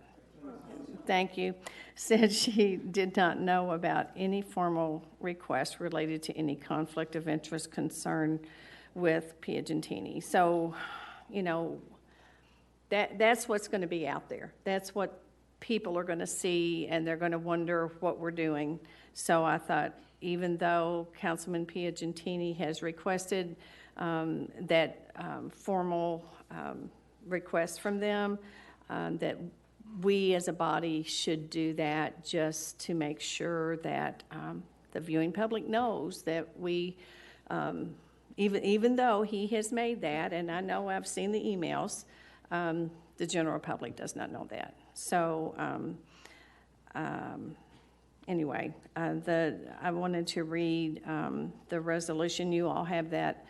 Just Section 1 and Section 2, the Metro Council hereby requests that the Louisville Metro Ethics Commission review the actions of Councilmember Piagentini in connection with the debate on the enactment of Ordinance 182, Series 2022, as thoroughly and expeditiously as possible to determine whether any violations of Louisville Metro Ethics Code has occurred. Section 2, the Metro Council hereby requests that the Ethics Commission issue a formal opinion following its review and to provide a copy of that opinion to the Metro Council. And so the urgency with that is also, I think, very important. And I did speak with the Mr. Boyd today on a different matter, and I told him that this would be forthcoming, and you know that we really didn't want two opinions, as you know we know that Councilman Piagentini has already done so, but just that the perception to the public is important, that you know they know we're doing something. So anyway, I appreciate your support on this. Councilman Kramer. Thank you, Madam President. I want to begin by asking that I be added as a co-sponsor, and I want to follow that immediately with a bit of an explanation and a request of my colleagues to join me. And yes, I've had an opportunity to work on as Vice Chair of the Budget Committee. I understood full well what was going on in the the different work groups. I know that Councilman Piagentini and Councilman Marcus Winkler brought to us a proposal for a project that they jointly supported. I don't know of anything, and look, things can be going on that I'm not aware of, but I don't have any reason to believe that there was anything in here that was inappropriate. And the sooner we have the ethics folks take a look at this, the sooner we can put this behind us and we can move on, and Councilman Piagentini can be cleared of any potential or inappropriate claims. So I don't want anybody who's listening to think that my signing on as a co-sponsor is because in any way, shape, or form, I think the Ethics Commission is going to find any kind of a problem with what Councilman Piagentini did. I think the opposite is true. If, however, something is discovered and I'm wrong, then I will have to look into a camera somewhere and say, I didn't think there was anything there, and clearly I was mistaken. I don't believe I am, and so I'm going to ask again that my colleagues vote yes, and that we get this investigation underway and get it taken care of so we can get back to business. Thank you. Councilman Hudson. Thank you. While I respect Councilwoman Fowler's statement that we're not asking for two opinions here, just for my own point of clarity, I'd like to get an answer. Are we as Metro Council asking for a separate investigation, or are we joining the request that Councilman Piagentini has already initiated? Thank you. So this is just an official request for them to give us their opinion. It's not an investigation. There's nothing like that planned. I hope that, we won't have to go down that road. So this is just a formal request from us as a body, not just from Councilman Piagentini. Okay, so Yeah. two separate not investigations. No, not two investigations. Separate opinions. Well, I would think that they're going to come back with one, but coming from us as a body, I'm hoping that the urgency will be there to get this over with faster. Thank you. Thank you for the clarity. Is there any further discussion? I don't see anyone in the queue. This is a resolution allowing for a voice vote. All those in favor say aye. All opposed say no. The ayes have it. The emergency resolution is adopted. Madam President Pro Tem, I think we have to do a roll call vote for my abstention. Am I wrong? Yeah, thank you. Madam Clerk, roll call. Sorry. Committee Member Arthur? Yes. Committee Member Purvis? Yes. Committee Member Chappell?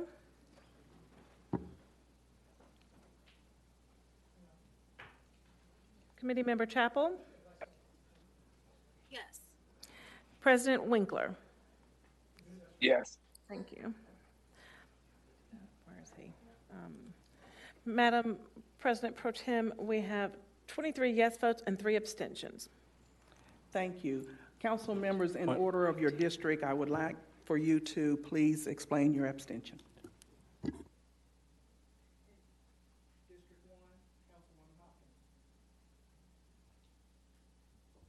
Ask that again, please. On an abstention, if you would please give a reason for your abstention. Because I just wanted to. I just didn't want. Yeah, present. That's it.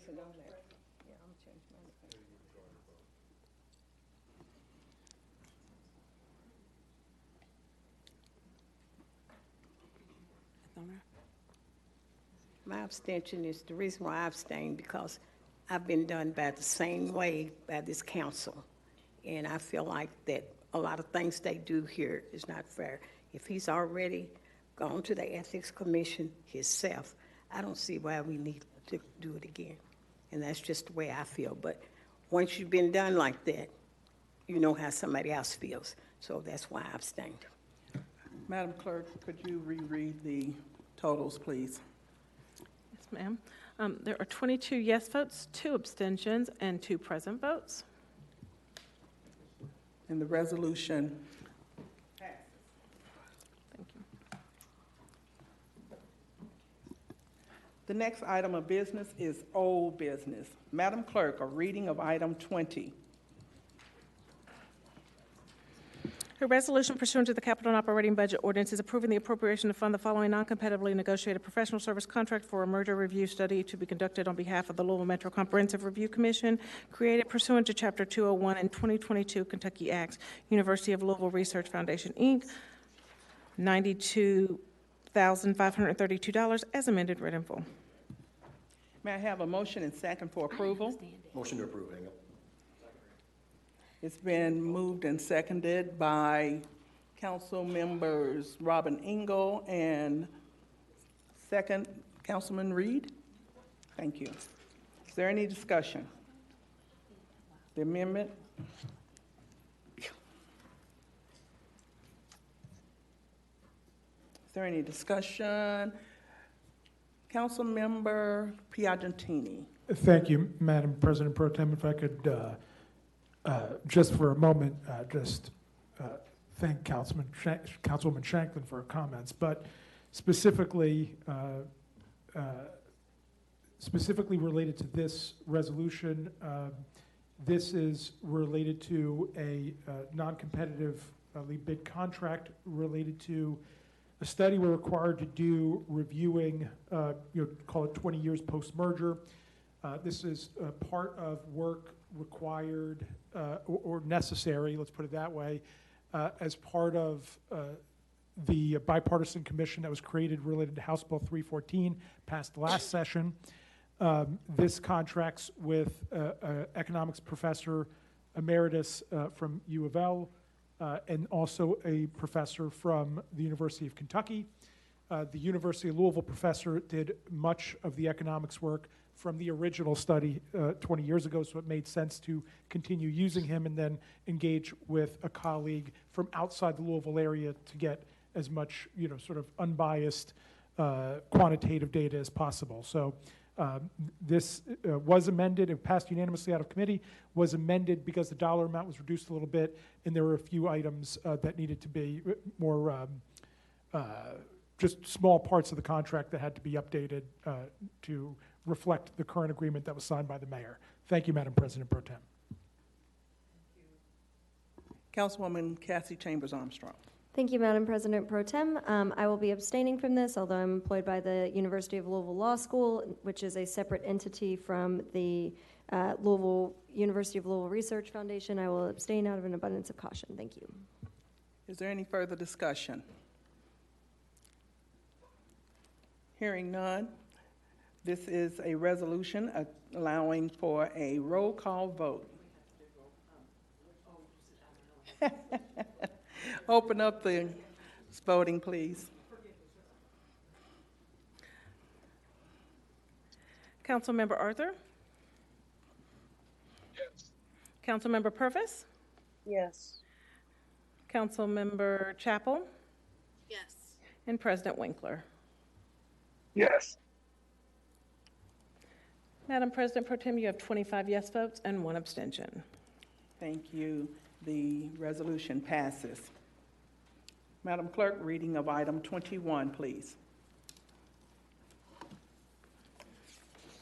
A resolution relating to the closure of Bluegrass Avenue containing approximately 0.25 acres and being a Louisville Metro, case number 22, street closure 0017, read in full. May I have a motion and second for approval? Moved by Councilman Bashon and seconded by Councilwoman Flood. The ordinance is before us. Is there any discussion? Councilwoman Flood. Thank you, Madam President Pro Tem.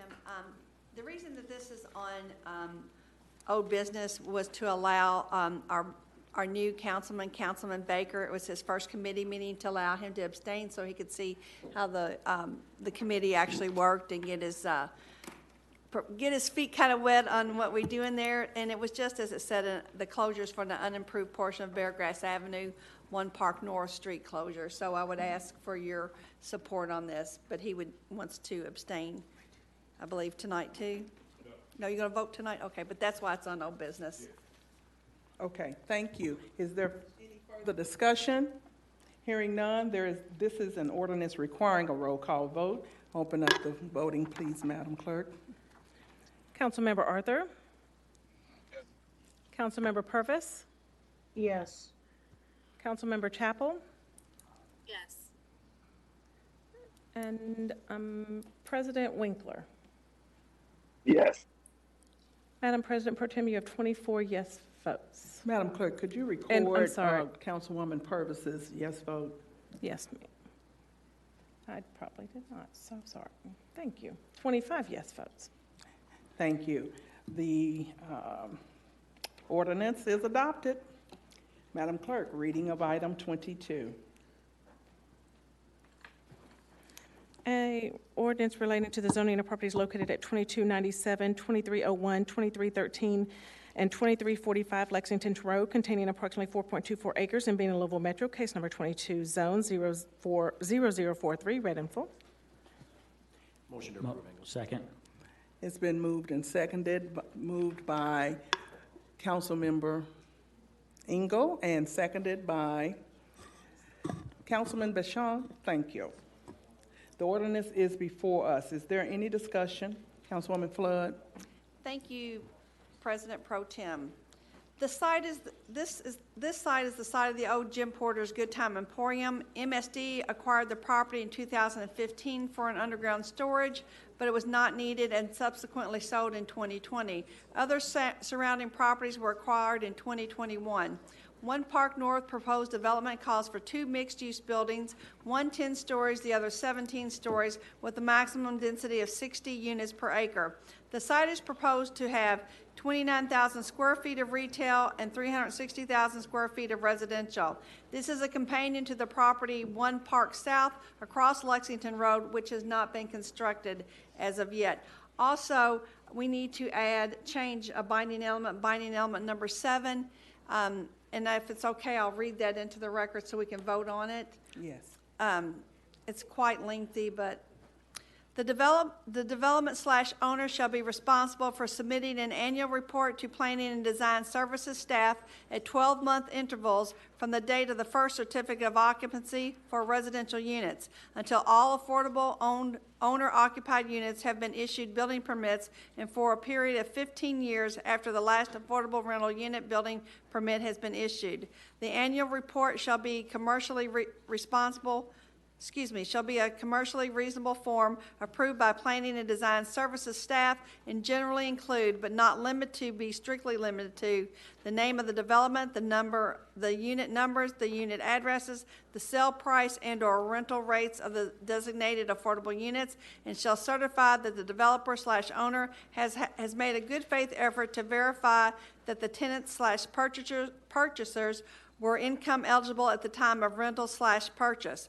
The annual report compliance shall not require the developer owner to utilize any third-party accounting or certification. The annual report shall indicate separately the number of building permits issued for the owner-occupied and for rental dwellings. Prior to selling any affordable units, the developer/owner shall work with the Planning and Design Services staff to develop provisions that will cover any subsequent transfers of ownerships during the affordability period, which shall be 15 years from the date of certificate of occupancy for such unit. Such provisions shall be negotiated and agreed to prior to the sale of any units. And I move that amendment with those changes. Thank you, Councilwoman Flood. Second. Thank you. It's been moved and seconded. Is there any further discussion? Councilman Owen. So I hope you guys will indulge me a little bit on this project. I promise I will not speak at such length on every zoning change project that comes in front of you from District 9. But this is a very prominent location within District 9 and is a unique project, I think, within District 9. So I want to start off by reminding everyone that Metro Council approved 1 Park South, which is a similar project of size and scope across the street in 2019. Many of my constituents have clearly voiced their opposition to both 1 Parks, north and south, both before and after I was sworn into office. So I don't want anything I say to to make it sound like I believe everyone that lives in District 9 is in favor of this project. With that said, I also don't want people to think that everyone in District 9 is opposed to this project or projects of this type, a mixed use, more vertical construction with additional density, because a significant number of them have also expressed their support. This project is without a doubt taller than we are used to seeing, it is denser than we are used to seeing, and it has more land use types concentrated in a single mixed-use development than we are used to seeing. And I understand those characteristics are scary because they are so different than what we're used to seeing. But I also think if we focus on and embrace all the potential positive impacts of this project, it is also a very exciting one. So I want to make it also clear that I've arrived at at this place where my perspective on supporting projects of this type after literally decades of thinking about, reading about, and researching the topic of neighborhood development, going back to my urban planning studies at the University of Virginia 30 years ago. I think of myself as a liberal, as a progressive, and that also helps inform my thinking on urban development. It is my sincere belief that people that prioritize environment and housing affordability cannot separate projects that promote additional density from the concepts of urban sprawl, sustainable development, affordable housing, and environmental justice. So speaking of those things, if we say that we are not going to allow projects with additional density in our urban neighborhoods, then we are by default saying we want the vast majority of new development to occur in Oldham, Bullitt, and Shelby counties, where we are turning farmland into subdivisions.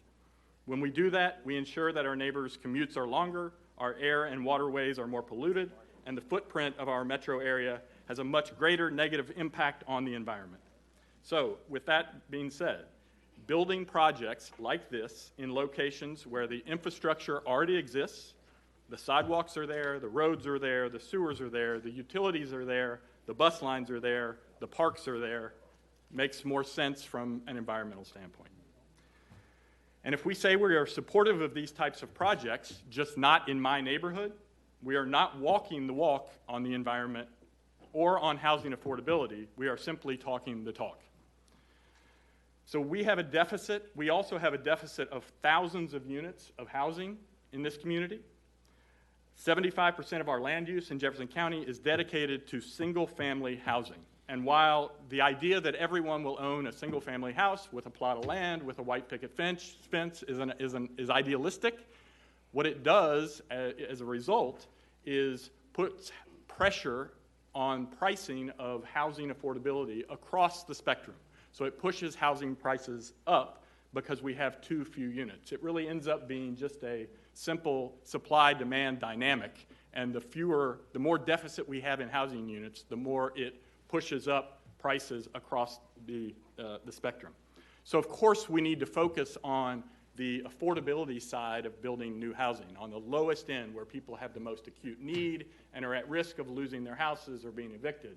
But every new unit that we bring online does some part in reducing that pressure, pushing the cost of all housing higher. As far as this particular site goes, it is a unique site. I am not advocating that Lexington Road be turned into Central Park West, although I have been accused of that.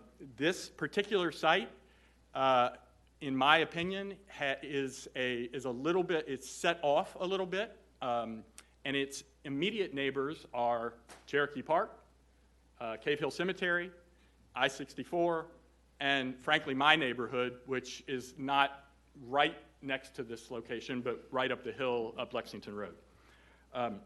So because of that, I think this site is uniquely situated to support exactly this kind of development. I also think these types of sites that promote additional density are good for business. In a post-COVID world, as far as I'm concerned, the more people we have coming to a site like this, living at a site like this, the more customers we have for businesses along Lexington Road and Frankfort Avenue, and that's a good thing. It's good for public transit.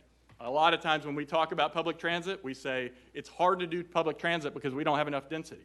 The more density we have in locations like this, the better our public transit works and the more efficient it is. There is an affordability component. to this project. A lot of people have said, well, it's only 10%, and it only lasts for 15 years, and it's only 80% of the AMI. But what I would also say, while we do need to focus on affordability, what this does is opens up a specific number of units in our neighborhood to a portion of the population that otherwise might not be able to live there. And so we can scoff at the numbers of the affordability component, but I don't think we should, because I think it's important that more people get access into neighborhoods that they, maybe wouldn't be able to afford otherwise. There's going to be improved streetscape. There are environmental components to the project: green roofs, bicycle parking, porous pavers. Finally, I'll say, one of the biggest issues that people have here is they're worried about traffic. And I won't sit here and say that I'm not at all worried about the traffic at this location. It is like the site is unique, the location is unique in the sense that to get from the Highlands to Crescent Hill, you have to go under I-64 on Grinstead Drive. It's a little bit of a pinch point. And otherwise, if you don't use that, you have to go down Lexington to Payne Street and around, or up Lexington to Stilts and around. So there is a traffic component to this that does worry me some, but when I weigh the potential benefits of the project over and against the potential traffic congestion, I fall on the positive sides of the ledger far more than I do on the negative side of the ledger.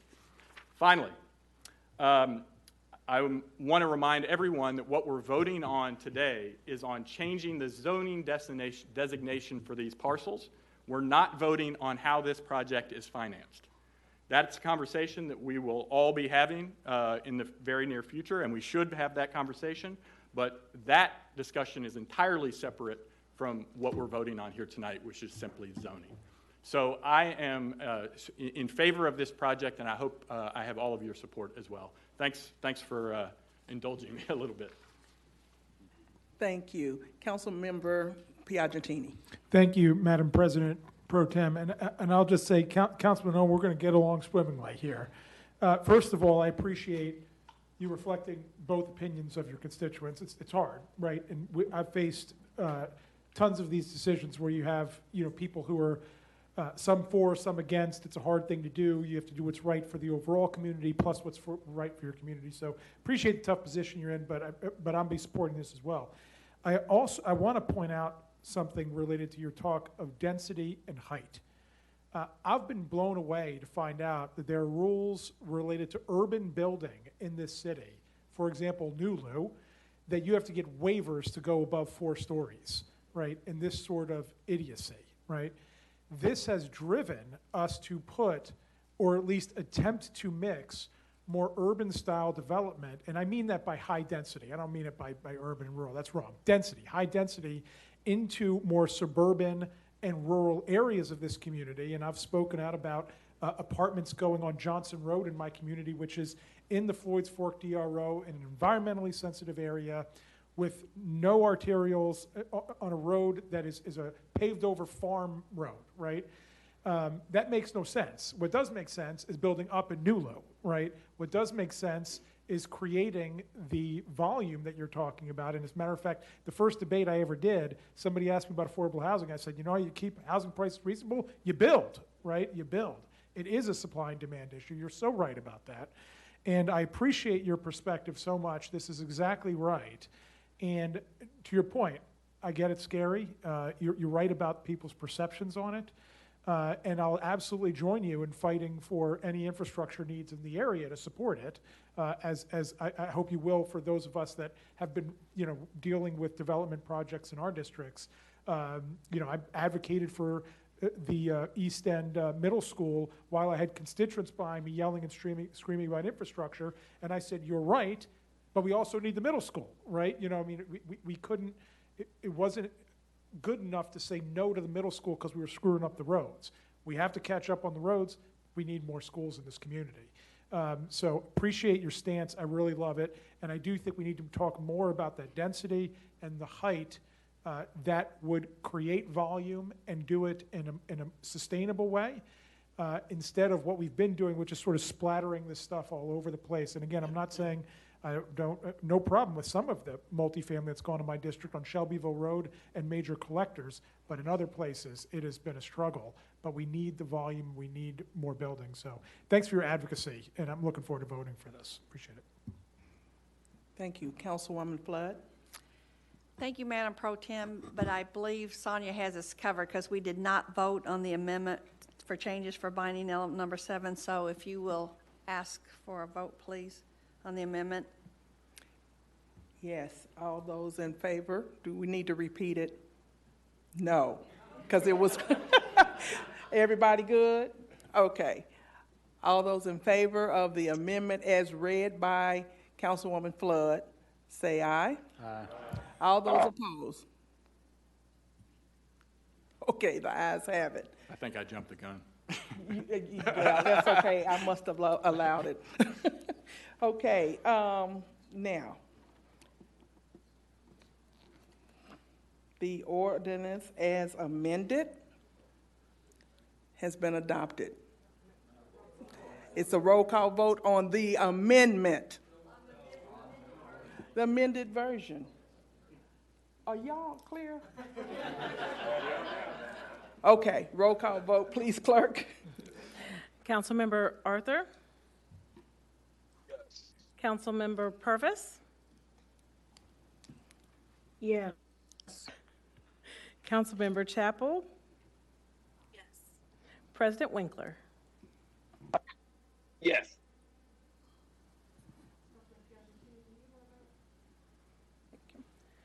Madam Pro Tem, you have 26 yes votes. Thank you. The amended ordinance is adopted. Madam Clerk, a reading of item 23, please. An ordinance relating to the closure of a portion of an unimproved alley near 205 and 207 Meridian Avenue containing approximately 1,781.54 square feet and being a Louisville Metro, case number 22, street closure 0022. Right info? May I have a motion and a second for approval? Second. Thank you. It's been moved and seconded by Councilman Bashan and Councilwoman Armstrong. The ordinance is before us. Is there any discussion? Thank you, Madam President Pro Tem. This is an unnamed alley closure near 205 and 207 Meridian Avenue. It's an old business, so we could allow Councilman Baker to abstain in his first Planning and Zoning Committee. Okay, great. Is there any further discussion? Hearing none, this is an ordinance requiring a roll call vote. Committee Member Arthur? Yes. Committee Member Purvis? Yes. Committee Member Chapel? Yes.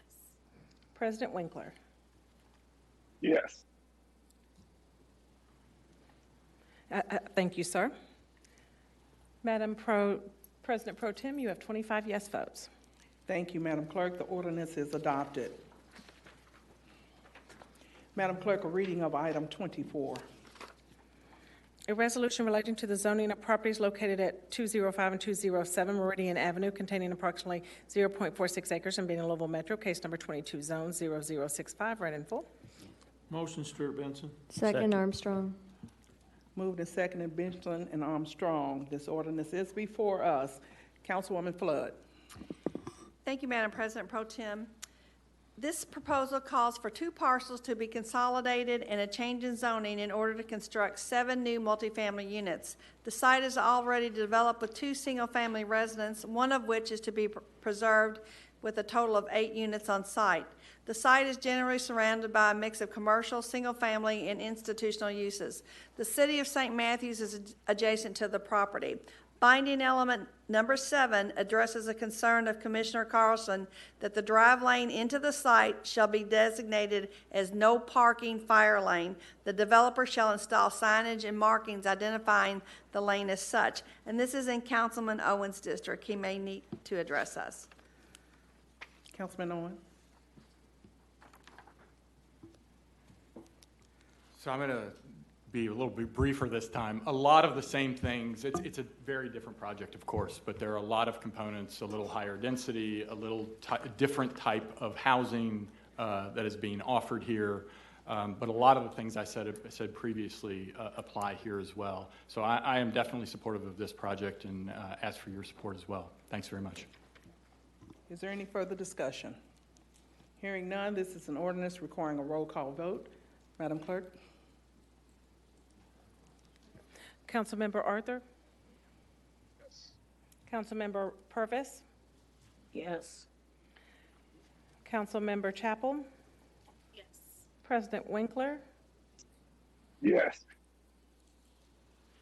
Madam President Pro Tem, you have 25 yes votes. Thank you. The ordinance is adopted. Madam Clerk, reading of item 25.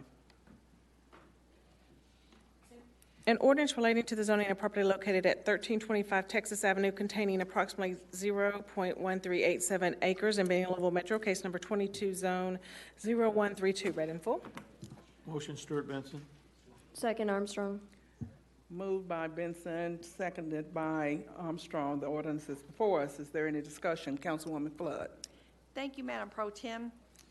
The proposal to rezone the existing mixed-use structure to permit a barber shop to continue to operate under a zoning district that permits that use. The site has been used for non-residential uses historically, but there is not non-conforming rights attached to the site. And this is in Councilwoman Chappell's district. She may wish to address us. Councilwoman Chappell. This is a building that's about a block away from my house. I can probably see it from my doorstep. But it has always operated with the first floor as a business and then the second floor as a residence. And they've always been great stewards of the space, so I commend them for that. And I speak in favor of this rezoning change. Is there any further discussion? Hearing none, this is an ordinance requiring a roll call vote. Madam Clerk. Councilmember Arthur? Yes. Councilmember Purvis? Yes. Yes. Councilmember Chapel? Yes. President Winkler? Yes. Madam President Pro Tem, you have 25 yes votes. Thank you. The ordinance is adopted. Madam Clerk, reading of item 26. An ordinance relating to the zoning of property located at 1008 East Washington Street containing approximately 0.12 acres and being in Louisville Metro, case number 22, zone 0150, as amended, read in full. Motion to approve. Second, Stewart Benson. Thank you. Seconded Armstrong. Motion made by Armstrong, seconded by Benson. The amended ordinance is before us. Councilwoman Flood. Thank you, Madam President Pro Tem. The site currently has 4 dwelling units in 2 buildings. The proposal would allow the renovation of the front building to have first floor commercial space of 1,258 square feet and maintain 3 dwelling units for a total of 2,156 square feet as part of a mixed-use site. No external alteration to the site is proposed at this time. The site is well served by multi-module transportation networks and is near services and amenities. Binding element, we added a binding element, which is our standard language stating that there's a change in use or change in density or the development plan, it will require final action by the Metro Council. And this is in Councilman Ja'Cory Arthur's district. He may wish to address us. Councilman Arthur. Questions, comments, or concerns, but thank you, Chairwoman, for the language in that. Is there any further discussion? Hearing none, this is an ordinance requiring a roll call vote. Madam Clerk, please. Councilmember Arthur? Yes. Councilmember Purvis? Yes. Councilmember Chapel? Yes. And President Winkler? Yes.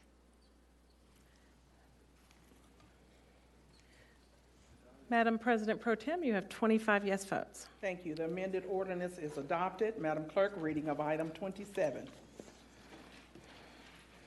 An ordinance relating to the zoning of property located at 7411 St. Andrews Church Road containing approximately 0.92 acres and being in Louisville Metro, case number 21, zone 0105, read in full. Thank you. May I have a motion and second? Second. Piagentini and Councilman Engel. Is there a further discussion? Councilwoman Flood? Thank you, Madam President Pro Tem. The change in zoning from C1 to C2 with a CUP permit for outdoor storage. This site is currently under enforcement action for the applicant running a landscaping business with mulch sale for the site. The existing pole barn was permitted to be constructed with a footprint exceeding the footprint of the principal structure in 2018 under docket number 18 waiver 1016. The applicant stated on the waiver that the structure was intended for indoor storage of boats and trailers, trucks, and other utility and seasonal vehicles. Therefore, they are going to continue to use it as a mulch landscaping cell with outdoor storage if it's approved tonight. And this is in Councilman Batshon's, getting a frog in my throat. Councilman Batshon's district, if he would like to address us.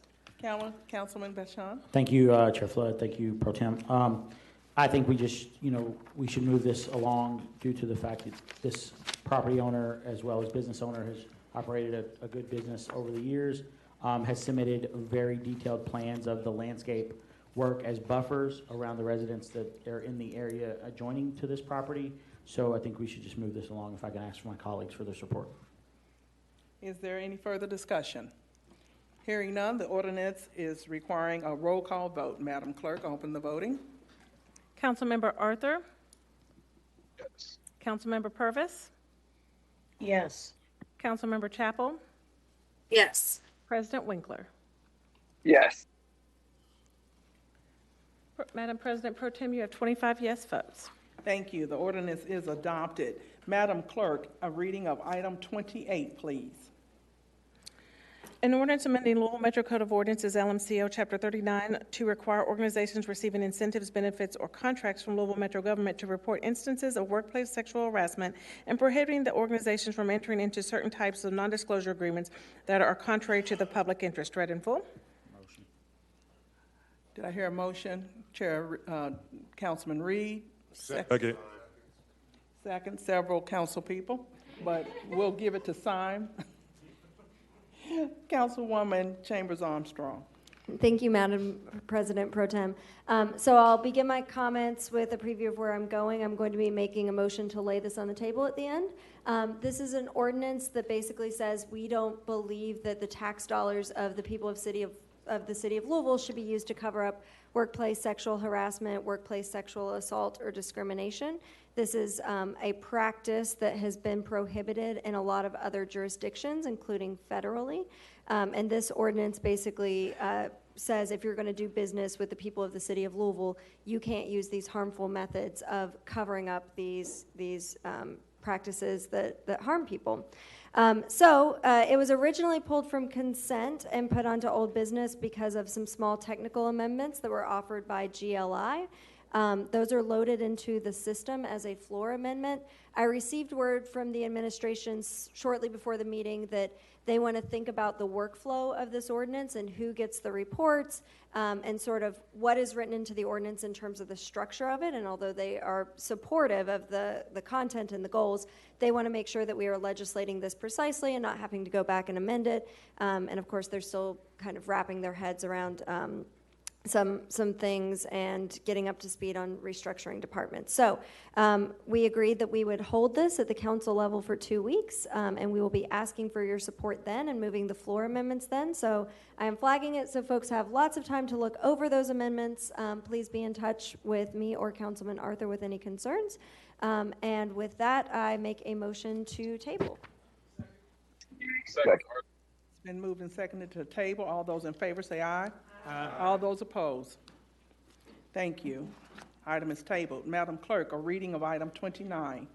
An ordinance amending ordinance number 083, series 2022, and ordinance number 084, series 2022, relating to the fiscal year 2022-2023 operating capital budgets respectively by transferring $75,000 from District 17 Neighborhood Development Fund to the District 17 Capital Infrastructure Fund and by transferring $30,000 from the District 19 Neighborhood Development Fund to the District 19 Capital Infrastructure Fund as amended. Read in full. Motion, Stewart Benson. Second. Amended ordinance is before us. Is there any discussion. Councilman Blackwell, would you Yes. like to speak to this? Yes, thank you. So this was, it's on a business because it was amended to include District 19. Along, the original was only District 17. District 19 added to make their change as well. Is there any further discussion? Hearing none, this is an ordinance requiring a roll call vote. Madam Clerk, please open up the voting. Councilmember Arthur? Councilmember Purvis? Yes. Councilmember Chapel? Yes. President Pro Tem President Winkler? Yes. Madam President Pro Tem, you have 24 yes votes. Thank you, Madam Clerk. I'm sorry, you have 25 yes votes. Okay, thank you, Madam Clerk. The amended ordinance is adopted. Madam Clerk, the reading of item 30, please. An ordinance appropriating $11,242.80 from District 16 Neighborhood Development Funds to the Public Works for streetlights in the James T. Taylor Jacobs School neighborhood, including a 5-year lease agreement with the Louisville Gas and Electric Company. Read in full. Motion. Second, Stuart Benson. Motion by Councilman Piagentini, seconded by Councilman Benson. The ordinance is before us. Any further discussion? Councilmember Blackwell. Thank you. So this item went to old business because our colleague from District 10 needs to abstain. Is there further discussion? Councilman Reed? Oh, 10. Oh, I'm sorry, Councilman Well, I'm sorry. Mulvihill. Yeah, it is Councilman Reed's, but it's Councilman Mulvihill who has to abstain. You can call on any of them. That's your, I'm sorry, I didn't mean to interrupt you. Okay, Councilman Mulvihill, please. I need to abstain from this due to my wife's employment with LG&E. Thank you. Thank you, Councilman Reed. Thank you, Madam President Pro Tem. You may recall 2 years ago, we approved a neighborhood plan for the James Taylor neighborhood, which is just technically outside of Prospect, but it's kind of inside of Prospect. And it took forever to get this thing done. And some of the best people that I've worked with over the years and really good constituents. Well, it's taken them a long time to get an HOA together, and they badly need lights, but they couldn't afford them. So they came to us, and through our NDA account, we're giving LG&E money to basically fund these for a period of 5 years, so they'll pay a reduced rate for that 5-year period. And then after that 5 years, when their neighborhood association gets up and going and starts generating some cash flow, then they'll be able to pay for it themselves. So I'm really happy about this. Ask for your support. Is there any further discussion? Hearing none, this is an ordinance requiring a roll call vote. Madam Clerk. Committee, Councilmember Arthur? Yes. Councilmember Purvis? Yes. Councilmember Chapel? Yes. President Winkler? Yes. Madam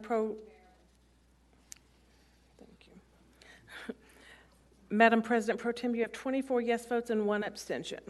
Thank you. The ordinance is adopted. Madam Clerk, a reading of item 31, please.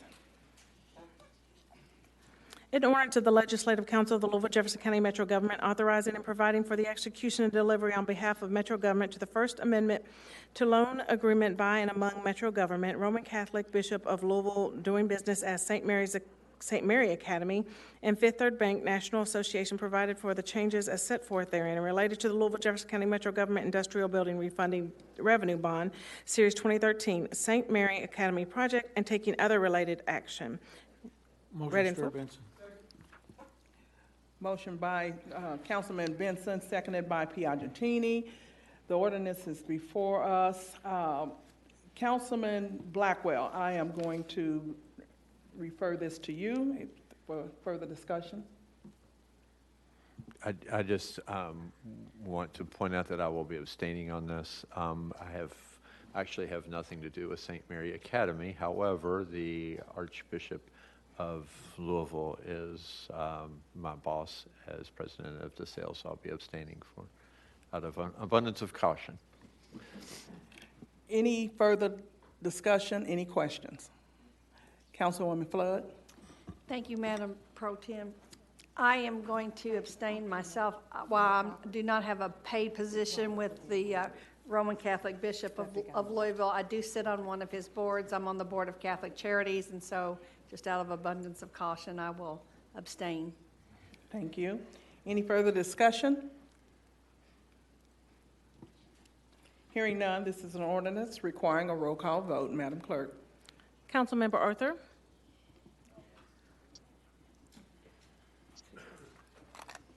I'm sorry, sir, I didn't hear you that time. Yes. Councilmember Purvis? Yes. Councilmember Chapel?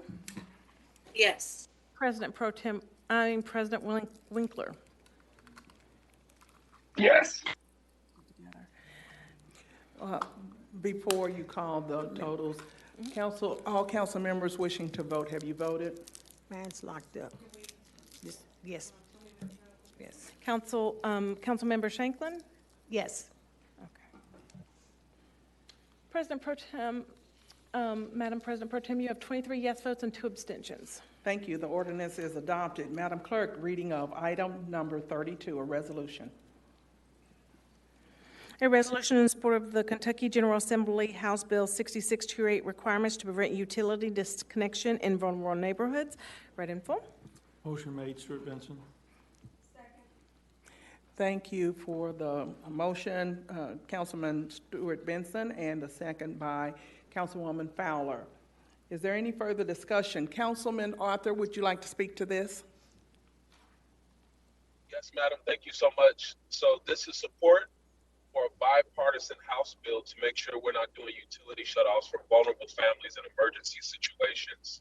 It's only on old business because one of our colleagues has to abstain. Otherwise, it passed unanimously out of committee.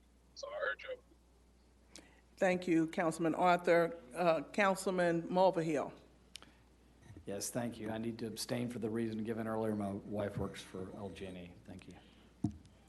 Is there any further discussion? Hearing none, this is a resolution allowing for a voice vote. All in favor, say aye. We need to do a roll call. I'm sorry, we did have an abstention, so we must have a roll call. Madam Clerk, please open the voting. 1 second. Councilmember Arthur?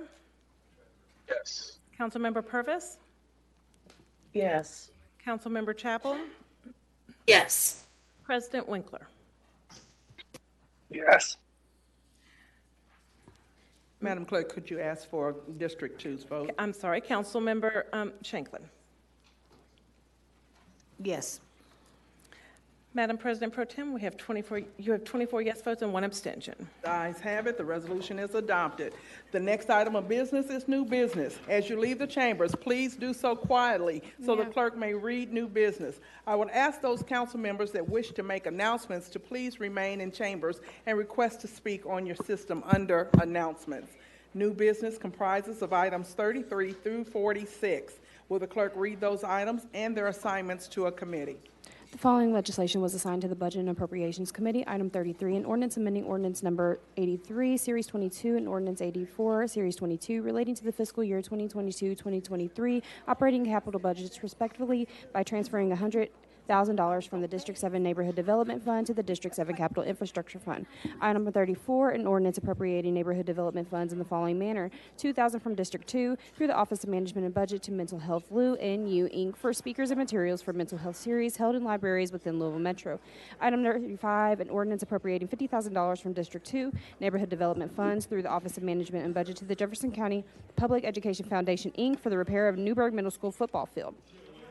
Item 36, an ordinance amending ordinance number 168, Series 2021, relating to the second round of American Rescue Plan, ARP, local fiscal recovery by extending the time frame for the outdoor safe space, LAT 0050, expanding the authorization of funds for resources for the of Homelessness, LAT 0053, to include a community care campus, and by extending the date for implementation of certain public safety reforms, LAT 0061, and amending ordinance number 197, Series 2021, relating to the third round of the American Rescue Plan local fiscal recovery by accelerating the date for full payment of public safety hiring incentive, LAT 0069. The following legislation was assigned to the Committee on Committees.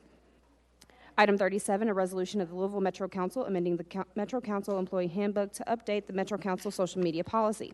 The following legislation was assigned to the Labor and Economic Development Committee.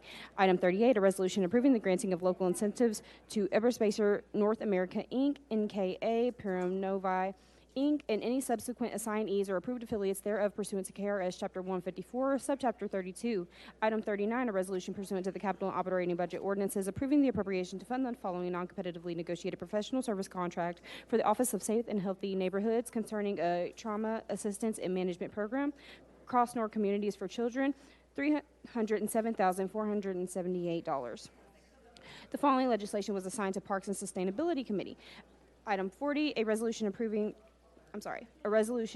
the seizure of conservation land for the purpose of building a natural gas pipeline through Bernheim Arboretum and Research Forest.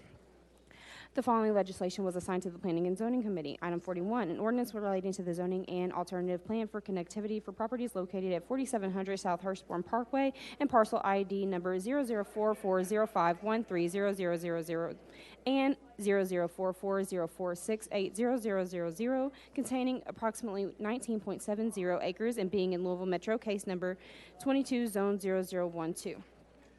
Item 42, an ordinance relating to the zoning of properties located at 4900 South Hurstbourne Parkway, 5119 and 5201 Bardstown Road, and parcel ID number 00500270000 and 0050027100000, containing approximately 28.42 acres and being in Louisville Metro, case number 22, zone 0076.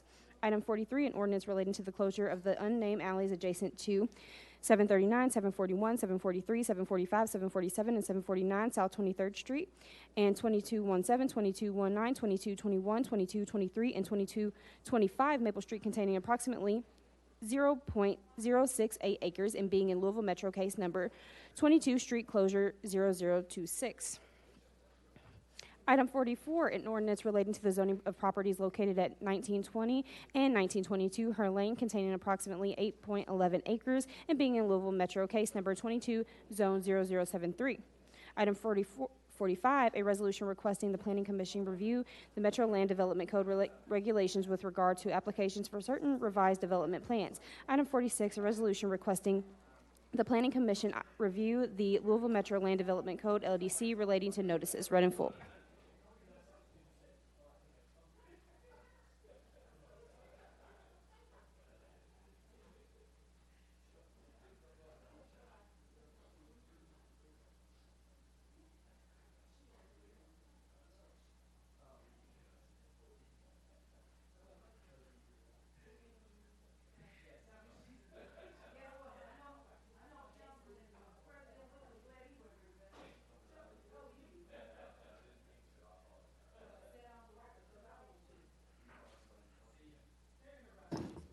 Next, we have announcements. Are there any announcements? Then this concludes our meeting. Our next meeting of the council is scheduled for Thursday, March the 2nd, 2023 at 6 p.m. With no further business to discuss, without adjournment or any objection, we stand adjourned.